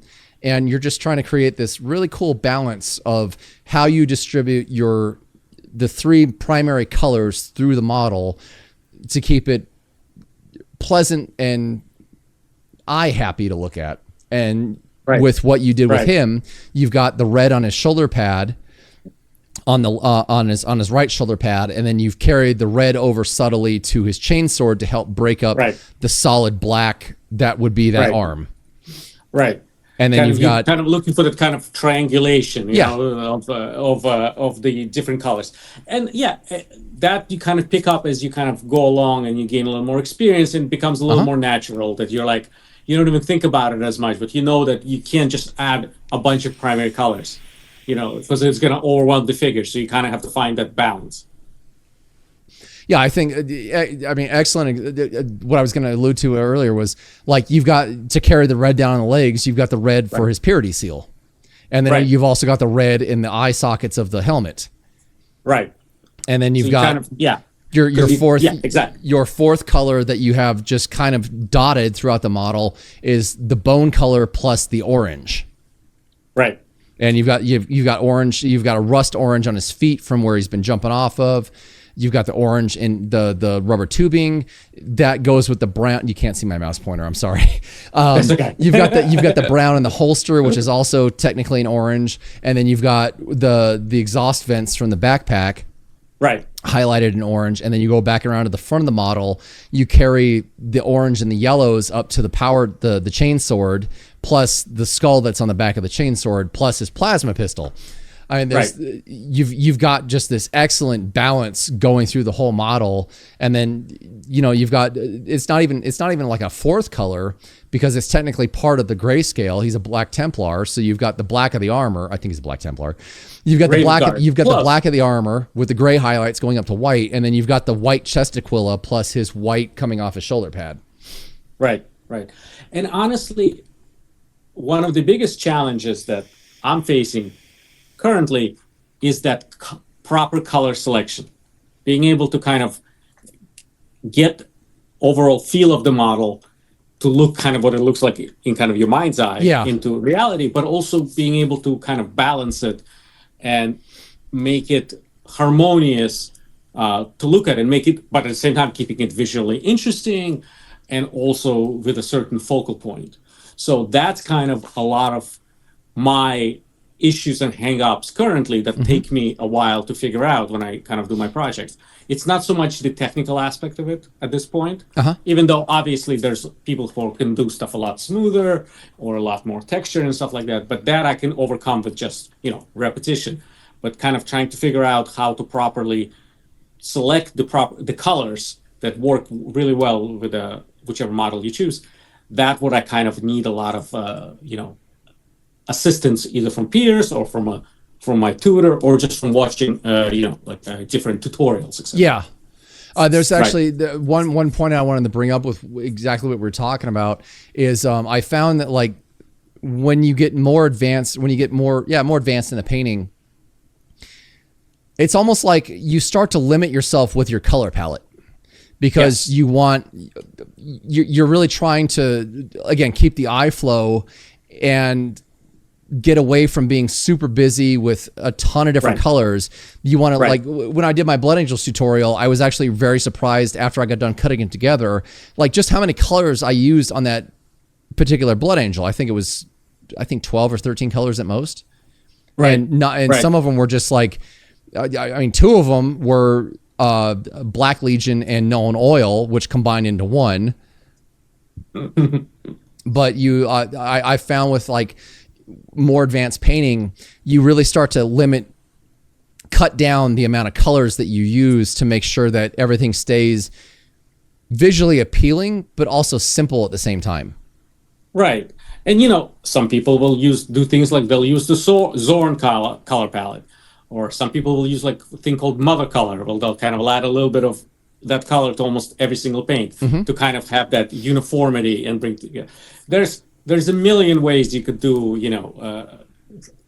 that's the kind of the fun of the hobby is that there's a million ways to get to the same destination, like even for basic stuff, like I want to, how do you, get this, leather to look leathery? Yeah. There's probably like 20 different techniques that you can use that are all 100% valid and would apply. Oh, you could stipple, you could dry brush, you could, scratch it out and then go ahead and glaze it, etc. This is one I wanted to bring up. This Karn the Betrayer. This thing is just this is amazing. This guy took me probably about 6 months. Oh wow! Which again, it's like he's like at a certain level, and I'm happy with the way he is, but that's a long time to spend on a figure. So sometimes people will like, I'll post them or him or whatever. I'll post something on, Facebook, and people are like, oh, that looks amazing. It's way better than anything I've done. And I'm like, yeah, but have you ever tried painting something for 6 months? I bet because maybe if you had, your thing would be significantly better than mine. Yeah. So it's like there's time and result, and I'm constantly in this balance where I'm trying to increase the time but keep the same result. But he was I think he was maybe my third figure that I painted, or fourth, something like that. So I had to, like, every single part of him I properly repainted at least twice. Oh wow. Which takes forever. I mean, yeah. But an argument could be made, I would actually be further along if I did not do that, if I, didn't let perfect be the enemy of good enough, or whatever my definition of perfect. But then I would have more models and I would be more experienced in things, versus now where I have, I've painted less than 10 models, but that means on every single project I'm doing something for the first time, which takes me a lot longer. So I don't know. Well, like the turned out. The Ulrich Slayer that I did, like I repainted the metal on his legs like 3 or 4 times, and still to this day I'm not happy with it. But I learned a lot about painting actual metallics. Right. And at one point with Karn, I was not happy with his face, especially the eyes, but I built up so much texture. Yeah. I was like micro stripping, where I was dropping like ISO alcohol into his eye sockets, but I wanted to keep the rest of him, because the rest of him was like almost completely painted. So I was trying to strip that just to get out all that gunk out of it. Yeah. But not, he wasn't like in sub-assembly. He's kind of older model. He doesn't really have separate parts. He has like his arm, I think, was not attached to him, but the head was completely part of him. So I was trying to like, and I did it, but it was like, man, I'm not doing that again. I'm just leave it as one of the things that I hate the most about what I do a lot of times is that I'll try to make it, I'll see something that is good, right? Or again, my definition of good, I'm happy with, but I'm like, I can make it a little better. Yeah. And I try to make it better and I make it worse. And now instead of it being done, I've spent like 3 days trying to fix it. I hate it so much. And it's like one of the things I'm really frustrated with myself whenever I do it, but I do it, I don't know, several times on every single project I've done. I've done it on the Terminator several times. I'm stuck right now with, I haven't worked on him since I think a week ago, but like with my Logan Grimnar, I'm stuck on his hair right now. And I'm like, I hate his hair so much. And it's not, I don't like the way it was sculpted. I don't like how I've got it painted. And I'm in your bucket right now of like, okay, I got to figure out how to make it look good. The hair, especially sculpted hair, when I started doing to some of it, is because when it's sculpted, you're really limited, right? Because you got to kind of, you have no choice but to follow the sculpt. And if it's like really thin, you have no choice. What I started doing is I use Mod Podge to kind of fill gaps sometimes. You know what I'm talking about? It's like it's almost like Elmer's glue. Right? That's not a bad idea. So I started putting that, like on the Terminator, if you look at his like pelt, right? He has like, but it's like hyper sculpted. So I put like several layers of it to just smooth it out a little bit so that I can paint in kind of those shapes versus being completely, because if it's sculpted and it's hard, I can't do anything to it, right? I got to follow the shapes. But if I cover it up a little bit, then it kind of goes better. So I don't know. You might want to think about that. That's whatever next project. I'll have to try that. Like when I was doing the wolf pelt on Ulrich, I really like how Games Workshop sculpts hair and pelts now versus 90s old hammer models where they literally just took the back of an X-Acto knife and they just went straight down. Because like everything has like wolf pelts, all the fur is like, it's like a chunked off point. And it's so much easier to do than what GW did in the 90s. And that's what I'm fighting right now on my Logan Grimnar, where it's just like straight scrapes of like an X-Acto knife going straight down on green stuff or putty. Right. And absolutely. When I initially sat down with Ulrich, I'm like, I hate this wolf pelt. Now, when I was done, I was like, no, I really like that. That is so much better than the old way. Holy crap. I want to do more of these. I like this. And now that I'm painting Logan Grimnar, I'm like, it's like one of the tricks you kind of someone told me about. And I was like, that is really smart. If I don't like it and I just kind of cover it up a little bit, and then you can have a little more freedom. Yeah. Like for example, on that bust that you showed before, I like his pelt on his body was giving me huge issues. And if you look on the left side as we're looking at, I was really happy with the way the volumes came out. But the right side, his left side, it was sculpted much kind of, it has a lot more like, definition to it, the way it's sculpted. And I was like, why can't I make it look as good as the left side? And it's because it was sculpted and I had to follow it. So if I was going to redo them, I would actually put either some putty or some whatever Mod Podge or whatever over so that I can kind of do the shapes myself, as opposed to being very stuck to kind of the way it was sculpted. And I get the reasons why they sculpted like that, because not everyone is trying to like paint individual hairs and want to spend like days and hours meticulously drawing that out. I completely get that. So but that's a little trick that I kind of someone told me about, and I was like, yeah, that's really smart. Maybe I'll use it now. Well, it's kind of fun, like creating your own textures, like when you do stuff like this. That little itty bitty frog pope that I painted up, the where he has the fish on his head, all the fish scales on the fish's back, none of them had any textures. It had the line of the scale, and that was it. But like when I looked at the model, I was like, no, I want to actually do my own texture on this. So exactly the final highlight, the final bright highlight, which was you were talking about having a unifying factor earlier. Every highlight that came up to like appear almost white on the model, I was just using Pro Acryl bright ivory with, because I wanted every single highlight to reach the same creamish peak. But I highlighted out the fish, and then for the texture on the scales, I just watered down. I mixed in a little bit of the goblinoid green they make, that Two Thin Coats makes, with the bright ivory, and started tracing out like just little details in the scales that didn't exist. And then for the final highlight, I just went back in with some watered down bright ivory and tipped out the final details of the scales. And it turned out to be a lot of fun and to create a texture that didn't exist. And I can totally understand what you're saying, where like maybe some people want to like really dig in and do every single individual fur, where other folks just want to like kind of maybe fill in the detail and create their own fur.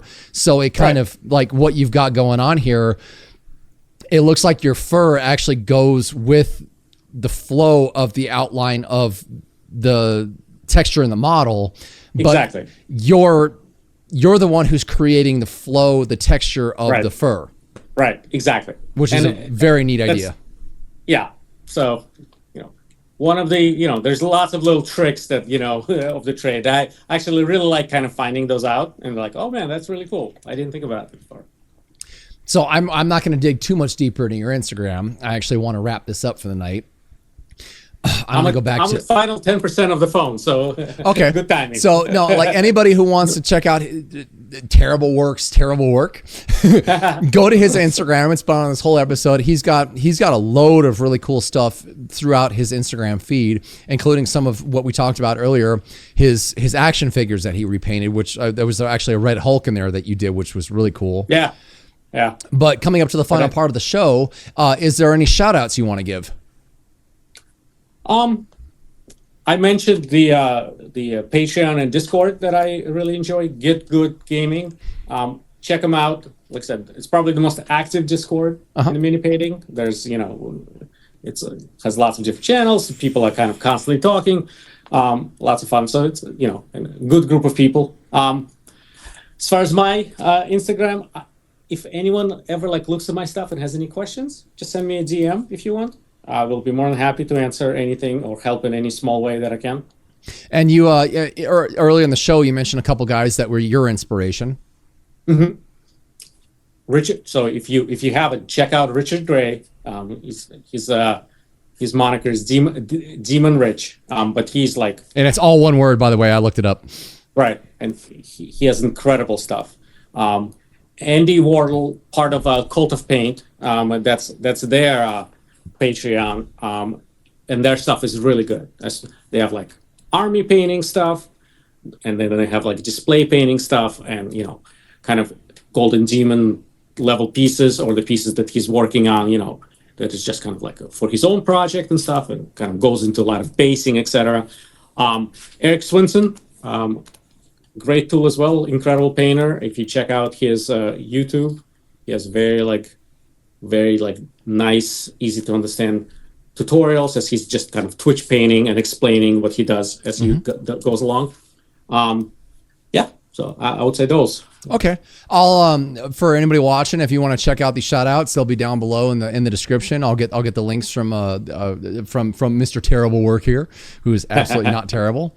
But I am going to wrap this up. So switching over to the ending screen. If you guys want to check out the previous podcast, here it is. If you want to check out my Blood Angels painting tutorial, here it is. I promise I'm going to start working on the Space Wolves tutorial soon, so you have something else to watch. But until the next show, which will be out in about 2 weeks, I'll talk to you guys in a bit. Thank you for watching and listening.